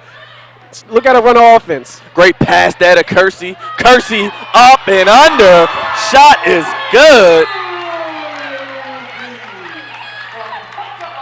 And it looks like it'll be a timeout. You see the momentum here. You hear the fans in the game. A lot of highlight plays here, Derek. We're going to get a look at them. But you see the confidence factor. You talked a little bit about that. You see the confidence of this team. When they're confident playing within themselves, they are a good team. Going to have the replay here. And just watch her. Just deny the pick and roll. Splits the defenders. Finishes with a nice right. Could have been called a foul so she could get the 3-point opportunity, but great job there. And then on the defensive end, first you get the rebound, which we talked about, and get out in transition. Watch her just go. She just goes. Finds Kersey with a nice, beautiful bounce pass. Watch this double clutch in slow motion. She may be little, but it's not about the size of the person. It's the size of the heart of the person. And there goes your impact player, Derek, making an impact on this game. Some great plays, and this is very exciting. A great MEAC game, 45-38. So it's definitely great to see. I'm sure Coach Lewis has to be proud of this team, the way they're fighting and trying to maintain this lead. Right? So we trying to get that school spirit to go to a whole nother level. SGA family is doing a great job. We need to keep continuing that. It's real nice. It's real nice. Stand up, you want to show people your hair? Or wrong? No? Called you out? That's okay. That's okay. We're going to have an 80s night one time. Now, we're going to do an 80s night team where everybody just like the 80s. 90s. 90s. Okay, we do 90s. Or the 60s? 60s? No. 70s. Okay.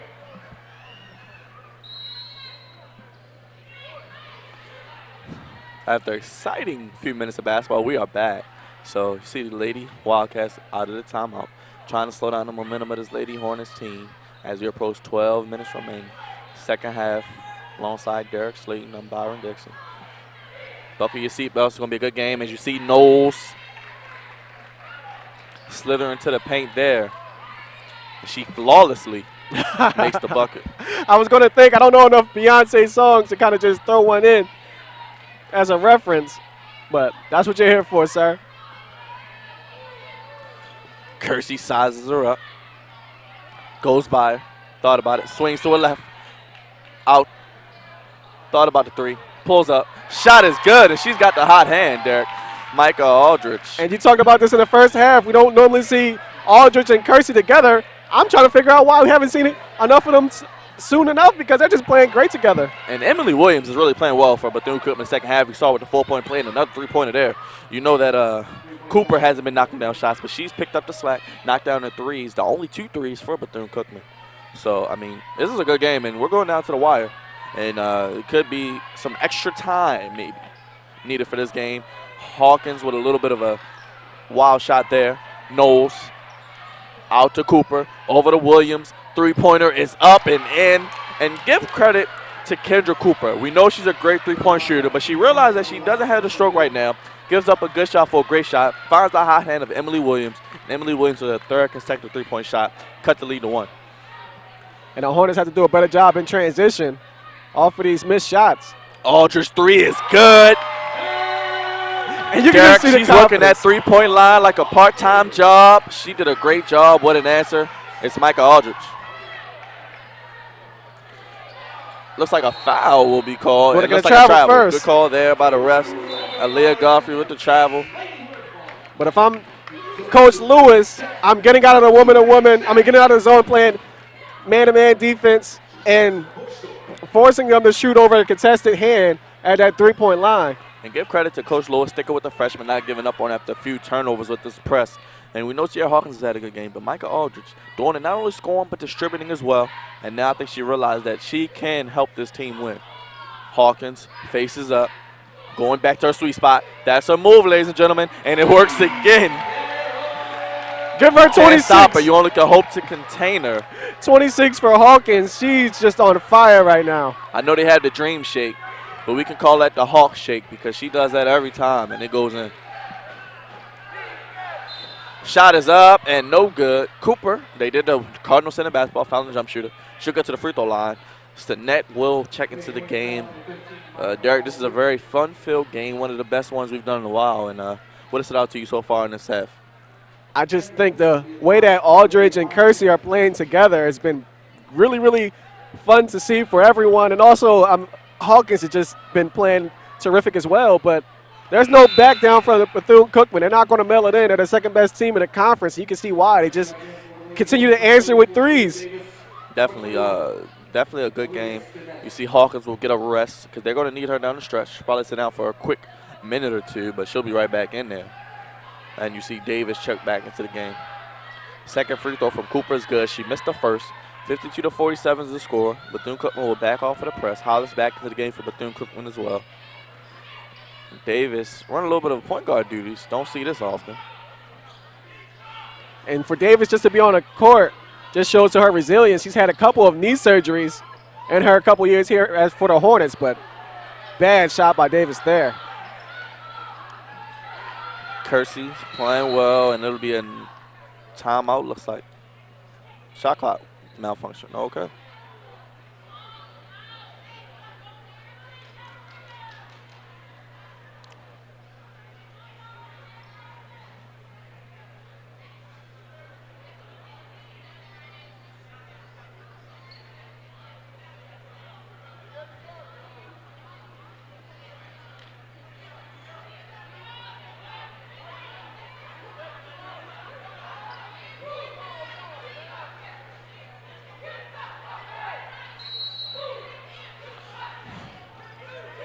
Davis inbounds to Kersey. The trust, like you said, of Coach Lewis to put Davis in the game. 3 on the shot clock. She has to That's shoot. the opportunity. She's going to shoot it. No good. It'll be a shot clock violation, but to stick with her and let her handle the ball. Those are the type of possessions that you just cannot have late in the game to close out a good team like the Wildcats. You know this team is not going to go out without a fight. They're going to do the best thing they can possibly come back in this game. Hollis on the right side, pulls up, no good. And it will We're going to have a loose ball foul. It's going to be on, I can say 23, which is Godfrey, of course. But looked like she pushed the net underneath the basket.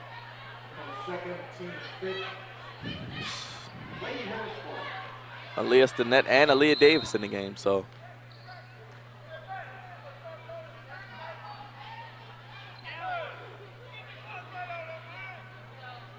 If you're the Hornets, you kind of have to like some of this stoppage. You're getting Aldridge and Hawkins a lot of rest with all this stoppage in play.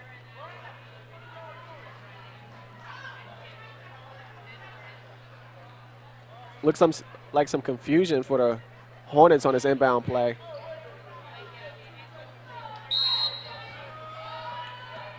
Stinnett the inbound to Kersey. Stinnett will take the pass from Kersey. Approaching 8:50 remaining. It's like a foul is called there on Hollis.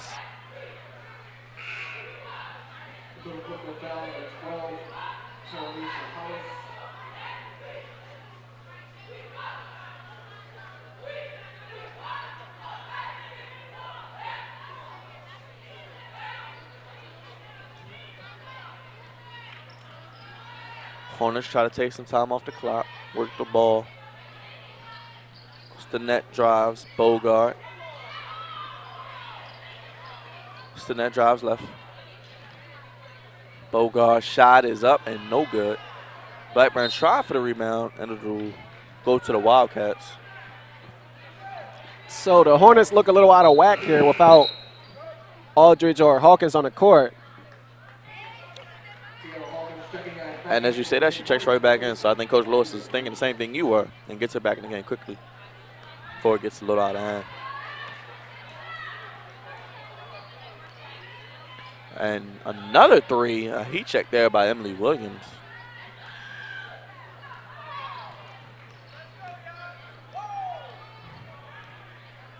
The net kind of carried a little bit, but I don't think the refs saw. She kind of carried a couple times. And Hollis, again, another steal and another opportunity, and she makes this one. So as much as she has failed, she has come in and stayed with her. Coaches stay with her, and she saw some success there, and it could lead us to three.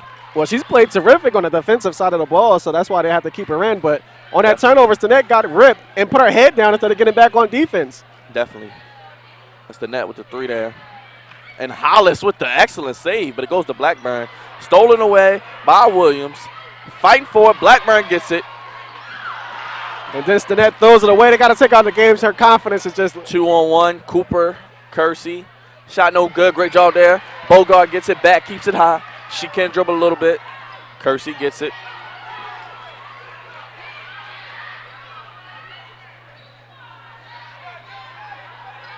Hawkins in her sweet spot. She's telling them come through. She gets to her spot. They know it. They double her. Hollins, and it'll go to Bethune-Cookman with the jump off. So great recognition there by Hollins. And give Coach Blair Lewis credit. She's stuck with Hollins. And let's look at the steal here, Dirk. But watch the reaction of Stinnett when she turns it over. Just kind of just puts her head down and doesn't really get back. And no hustle at all. Leads to an easy layup for Hollis.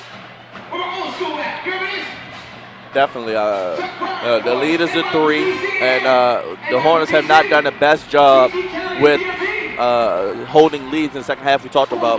And I think one thing they need to do is definitely continue to stick with what works, and that's Hawkins and Aldridge. Playing through them too. Maybe go back to the screen and roll a little bit as well. What do you think about that? They have to go back to the screen and roll, but they also got to get Aldridge back into the game. And they got to just do a better job of being strong with the ball. But they're doing too much dribbling around at the half court. They have to get into their offense a little earlier to take some pressure off the ball handlers. Look at this play here, Derek. There was a lot of, you see the 3-pointer here, I believe, by Williams. So she's definitely heating up in this half. Hey, but look at Aldridge. She's going to deny the pick. Oh, that's not the play, is it? Oh, this is the Hawkins. To Aldridge for the 3. So they answer right back. So a couple of highlights here.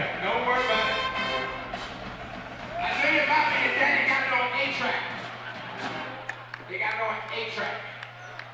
Or a tape deck. They got it on something. Mr. Thompson, you not doing what? You cannot do what, Mr. Thompson.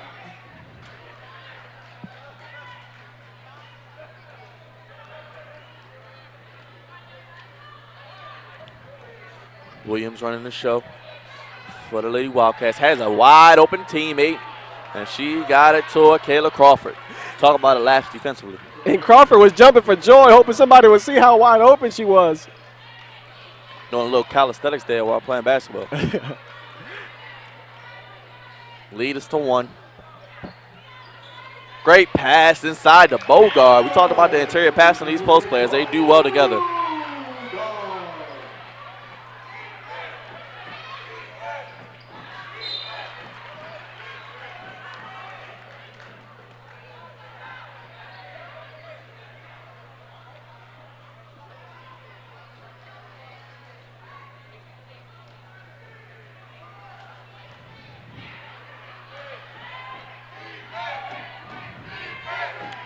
Williams at the top of the key.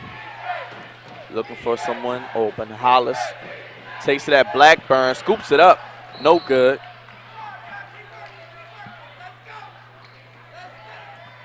We need everybody to get that defensive check going. Lady Wildcats to inbound. Hollis looking for a teammate. Looks like it could be 5 seconds, but what a block there by Bogart. Invites Williams to a block party, and there she is. Cooper misses another 3, and Hawkins gets it back. Hawkins pushes it, gets it over to Aldridge, and just loses the ball there.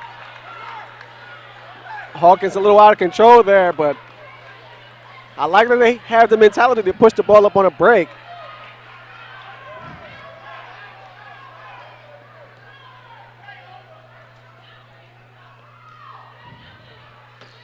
Bethune-Cookman has a chance to tie this game with a 3.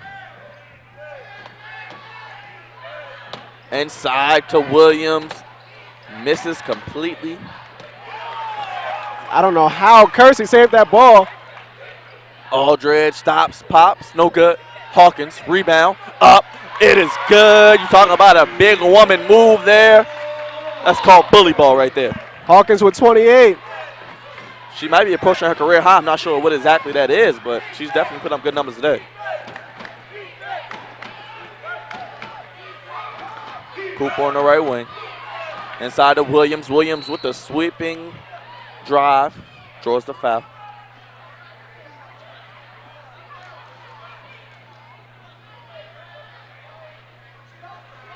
And Hawkins' career high is 34 points, so she's closing in on that. Her season high, she just tied it, is 28. Williams misses the first free throw.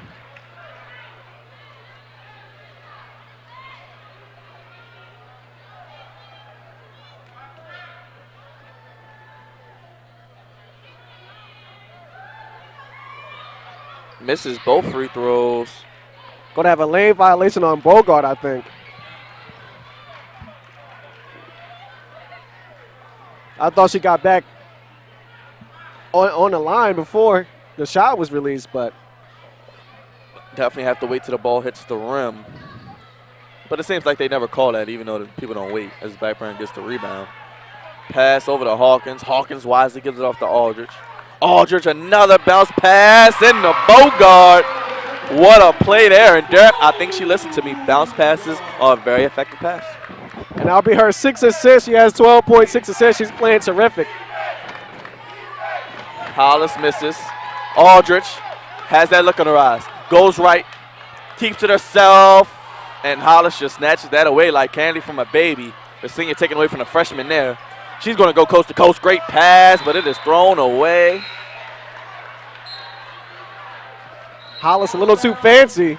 Tried to throw the no look and confuse her own teammate. Definitely a little indecisiveness there, but you see the score is 58-51. 4:36 remaining. Derek, this is coming down to the wire. I don't have many nails to bite on, but this is a nail biter. So what do you think about this game so far? Watch Hawkins just bully her way into this board here for a 28th bucket. Just too strong, just too skilled as a post player for most players to defend. And then watch this bounce pass here. That's a dime. I know you like that. Art of the bounce pass. Young players out there, if you're watching, the bounce pass is just as effective as any other pass. Probably a little bit safer as well. You can effectively do a bounce pass. You can do just about anything. Break the press. Find your teammates like Aldridge has done. You said she has 6 assists. And I think she's just as effective as a distributor, facilitator, as a scorer. And I think if she lets the game come to her and she looks for her teammates first, she can find opportunities to take over later in the game. And good things are just happening when she's in transition, it seems. Bethune-Cookman with the press. A bounce pass there and is knocked away, but it'll be a foul called. So that will put them in a bonus of 1-on-1 for Aldridge. And I don't know about that foul call either. I thought that was just a tip ball out of bounds, but Definitely a tough call. We've seen a few calls that probably could have been taken back. But both teams are now in the bonus, so it'll be interesting to see who can knock down the free throws in this game. That could be the difference. of course, the Hornets went into OT and knocked down some free throws to win that game against the Highlanders just a couple days ago. So they've been in this position before. Aldridge makes the first.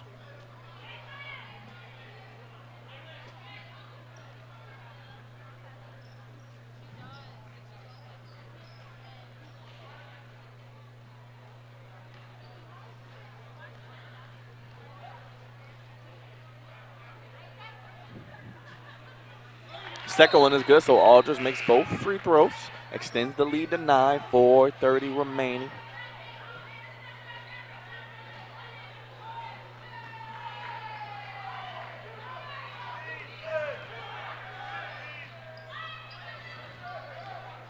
Cooper met by Bogart. Looks like she might have traveled, but no call there.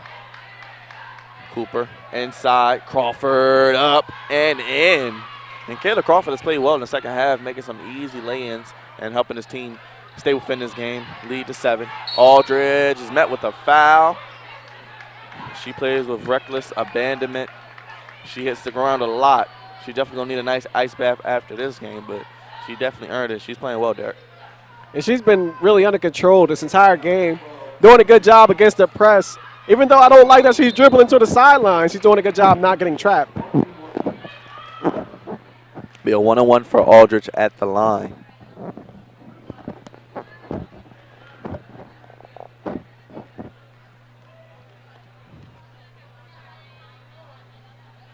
First free throw is good. So the Hornets, like you talked about, Derek, knocking down that free throws in crucial moments of this game.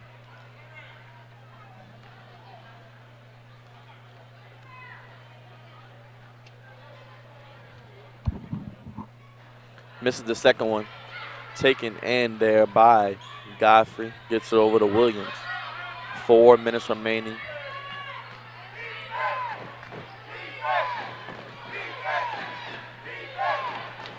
And wow, Godfrey gets all the way to the rim there. We talked so much about how great the defense has been this game, but you can't give up easy points like that. And then a bad Hollis pass. with another steal. Hollis is going to take it in. She's going to take that in, gets it over, and it is up and in, and that is Crawford again. So Crawford has played a great half here, but Hornets break the press behind the back. What a pass there. Something for the highlight reel there. That's why she's my impact Kersey player. behind the back. That's And why she's Derek's the impact player. As Hollis goes back on the other, excuse me. As Lee goes back on the other end. Kersey takes it all away, finds Hawkins. I'm sure we're going to have a replay of that. And it's like, you're just like a genius here. We're going to have a replay coming up. Look at that. This pass is beautiful. What a pass there. And must I say, da-da-da, da-da-da. I mean, sports in the top 10, you got to look at plays like that because that is a highlight play, and plays like that can get the crowd involved and keep this game in range for the Hornets to win.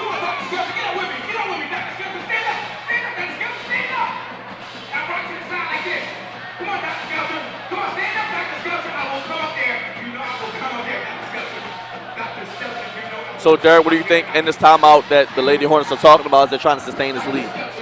I think defensively they got to be more focused. It seems like they're just cool with just trading baskets. They got to make some stops defensively and put some effort into keeping them out of the painted area.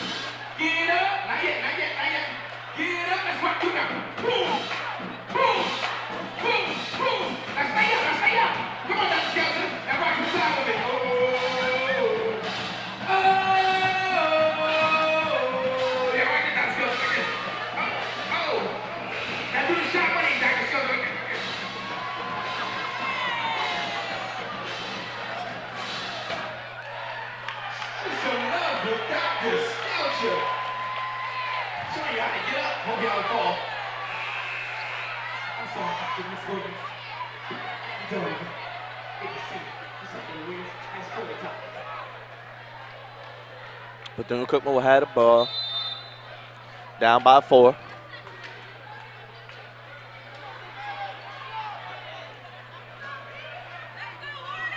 Bethune-Cookman likes to get everybody involved in the offensive end, like to swing the ball. Cooper been pretty quiet.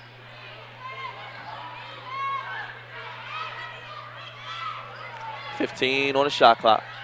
Inside to Hollis. Hollis is at an up and down game like a roller coaster. And everyone's on the ground. People are diving on the ground. What a play there. Kersey to Bogart. Bogart missed Hawkins right underneath the basket. Aldridge. Charge. Call for the charge. Tough call there. I think Bogart didn't want to force the issue. I think she realized they had some time, but it definitely was an option, a small window, nevertheless, but a window.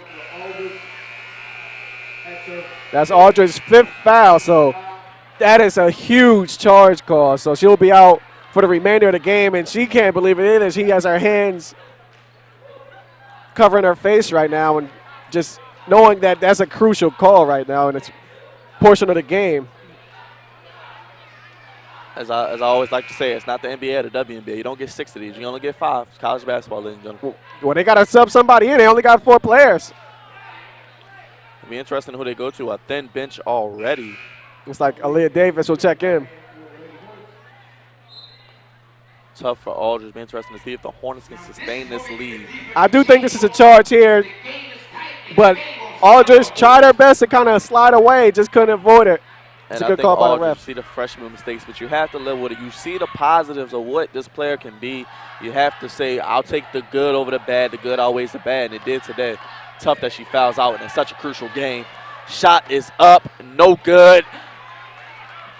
Inhaled by Hawkins. What a rebound there. So Aaliyah Davis will handle the ball.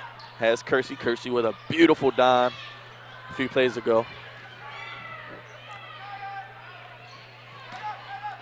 As we approach 2 minutes remaining, Davis takes the screen from Bogart, goes to her left, swings it out to Kersey. Kersey drives right, draws a foul. And Kersey will head to the line for a one-on-one. That's all you need to do right now. They're just doing a good job. Take some time off this clock. There's no need to hurry. They have the lead. Take the air out of the ball a little bit. The clock is your friend in this instance, and you are in the bonus, so you can get to the line. Hornets will and hopefully will knock down his free throws.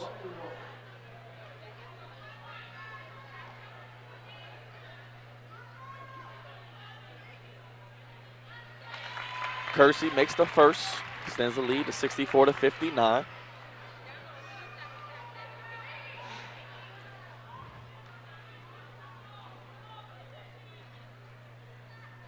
Kersey's second free throw is good. So Derek's impact player making an impact here. Making the free throws down the stretch. Exactly 2 minutes remaining.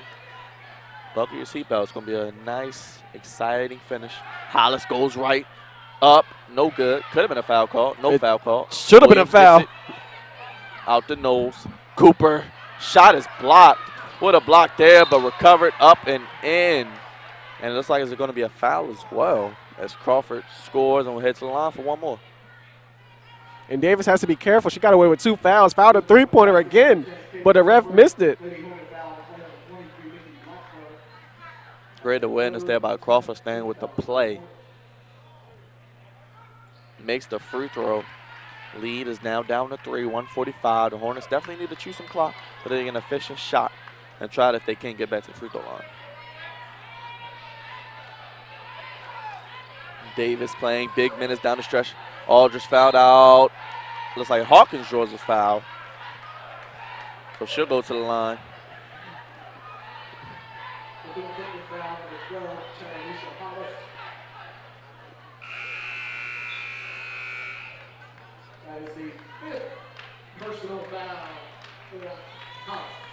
And Hollis now fouls out.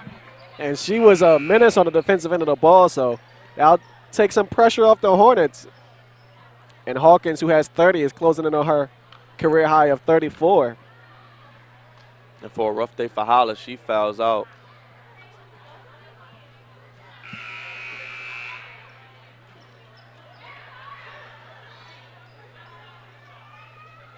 So Hawkins, it'll be essential for her to knock down these 2 free throws, extend the lead to 67-62, give them a 5-point lead. So for minute 30, they definitely can try to contain this Bethune-Cookman attack. As you said, Hollis fouls out, so a little defensive pressure will be released. Hawkins' first free throw is good.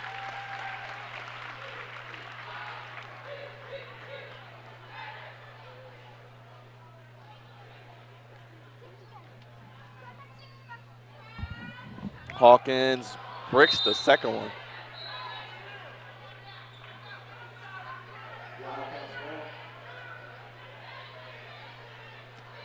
I like that Aaliyah Davis is there to pressure the ball so they can't roll it up and waste any time or save any time.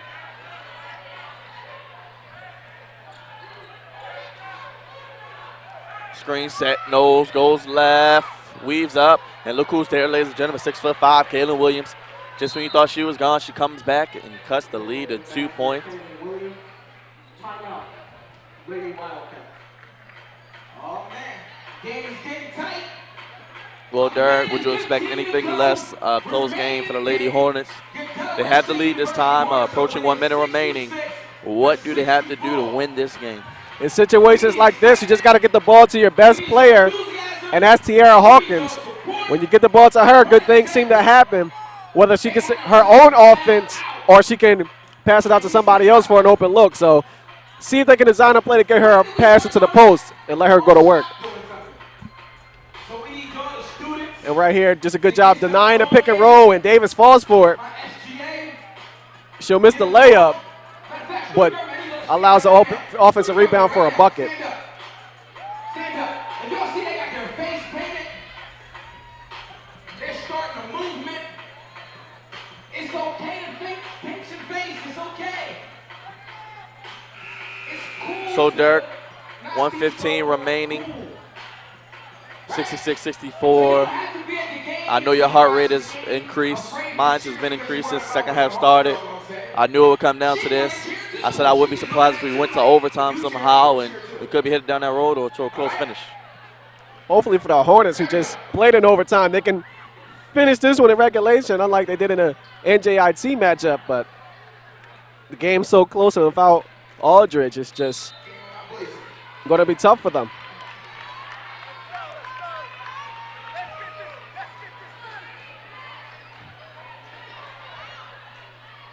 Davis playing big minutes, as we said. Drives in, no good. And a little bit early of a shot there. And now the Bethune-Cookman has a chance to tie or take the lead. No, it goes right. Met by someone. It is up. It is in and out and rebounded by Hawkins. Bethune-Cookman does not have to foul yet. It's going to be a jump ball, or it's going to be a foul call. Looks like it's going to be a foul on Emily Williams. I don't understand why they fouled, but They had plenty of time. They had to foul. They could have just let it play out. But Hornets won't complain about that. and good job by Hawkins not turning the ball over. Sometimes people get trapped and they rush and they throw the ball away, but she's been here before.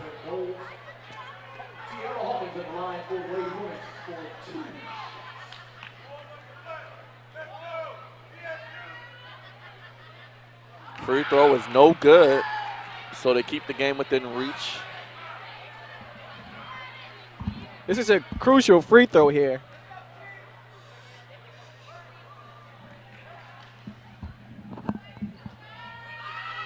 Hawkins makes the second, cuts it to three. They do have some sharpshooters, Derek, so this game is still within range for them. They need to definitely make them put the ball on the floor.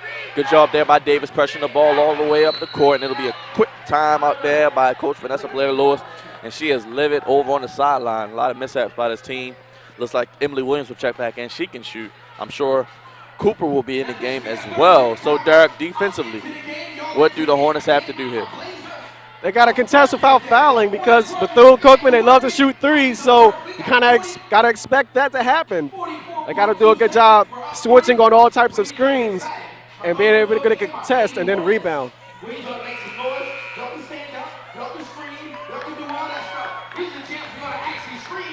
So, Derek, I mean, you look at the game here today. It's been definitely a close one, a MEAC showdown, a classic in a sense. Definitely be interested to see how this game plays out. Hornets are going to have to win this game with their defense. Simple as that.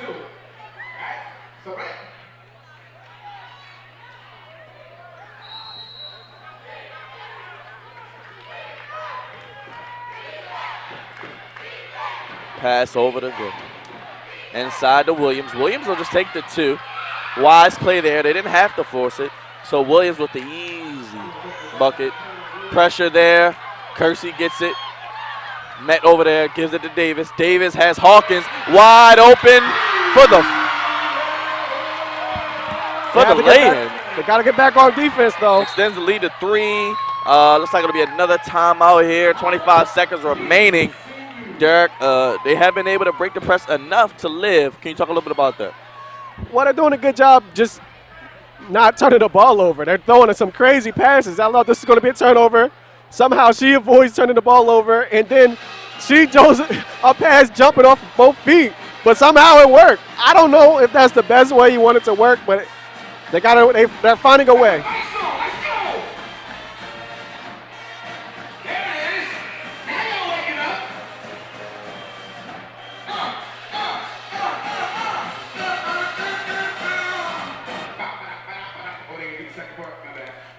All right, Derek, as we've seen so many times before, this game's coming down to the wire.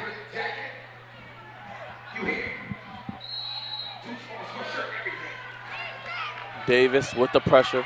25 seconds remaining. Bethune-Cookman doesn't have to take a three here. Hornets extending way out. Williams for three. And this game is tied. Derek Slayton. And what did I say? We could be headed to overtime. Hornets have a chance here. They called a timeout. Called me Nostradamus because I knew this game was not over. And as I said, Emily Williams checks into the game. And what did she do, Derek? Knocked down the three-point shot here. Talk a little bit about this play, as I told you. I just have no idea why she's wide open. They were kind of in a zone, a 2-3 zone, knowing that a three-point shot was a possibility. I don't understand it. Who takes the last shot for the Lady Hornets? Derek Slayton. Who is that person? They got to get the ball to Hawkins, but if they deny her, in the post, it got to be probably Kersey. You want to put the ball in your seniors' hands or your juniors' hand, the upperclassmen, and let them make a play. But you want to get Hawkins involved somehow. You don't have Micah Aldridge, so you don't really have that person on the perimeter. I think it has to be Tierra Hawkins. Get her in her sweet spot. Hold for the last shot. I don't want them taking a premature shot because Bethune-Cookman, we've seen they can knock down three-pointers with the best of them. Get Tierra Hawkins in her sweet spot. They double team, looking for Kersey to knock down a three-point shot.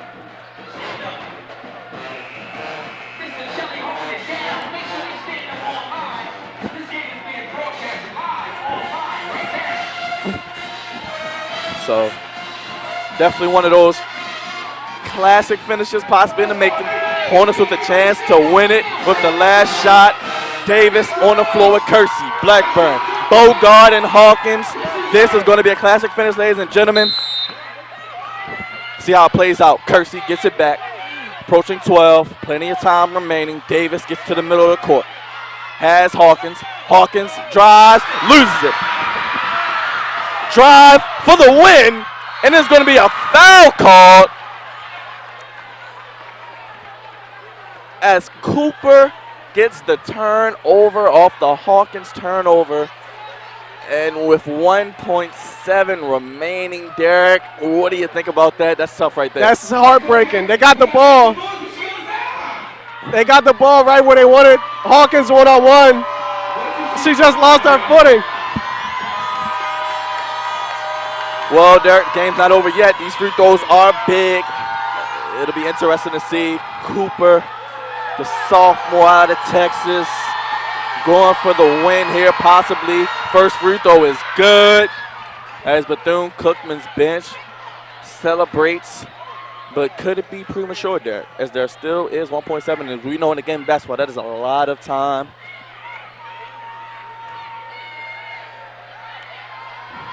Cooper's second free throw, it is good. 1.7, no timeouts for the Hornets. They're going to look for an inbound. Davis gets it. She's going to throw it up for the win. It is good.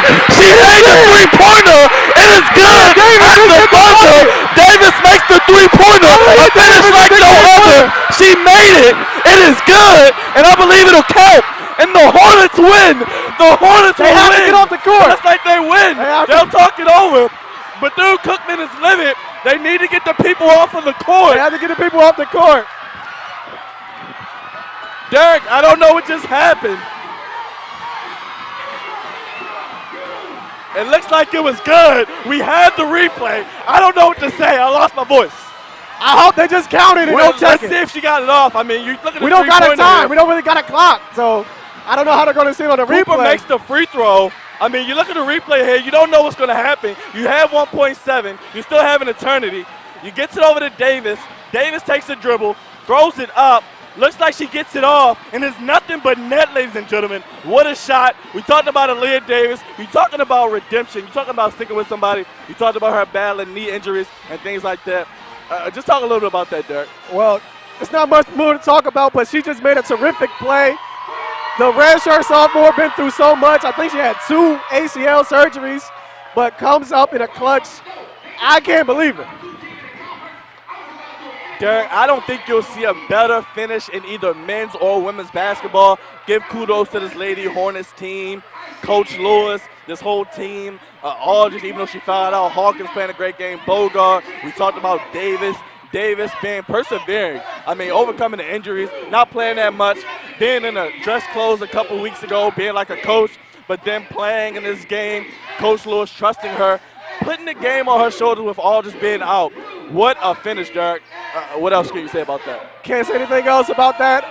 That was the best game we've ever broadcasted. Derek, I mean, the women have had a tough season. A lot has happened, a lot of negative, but let's talk about the positive here.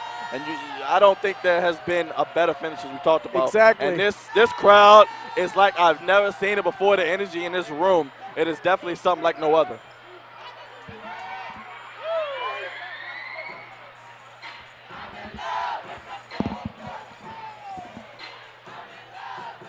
I don't know if we have Marquell on the sideline, but we definitely want to get his opinion. So, Derek, we'll be right back after this game. The men get ready to take on Bethune-Cookman. We'll be right back.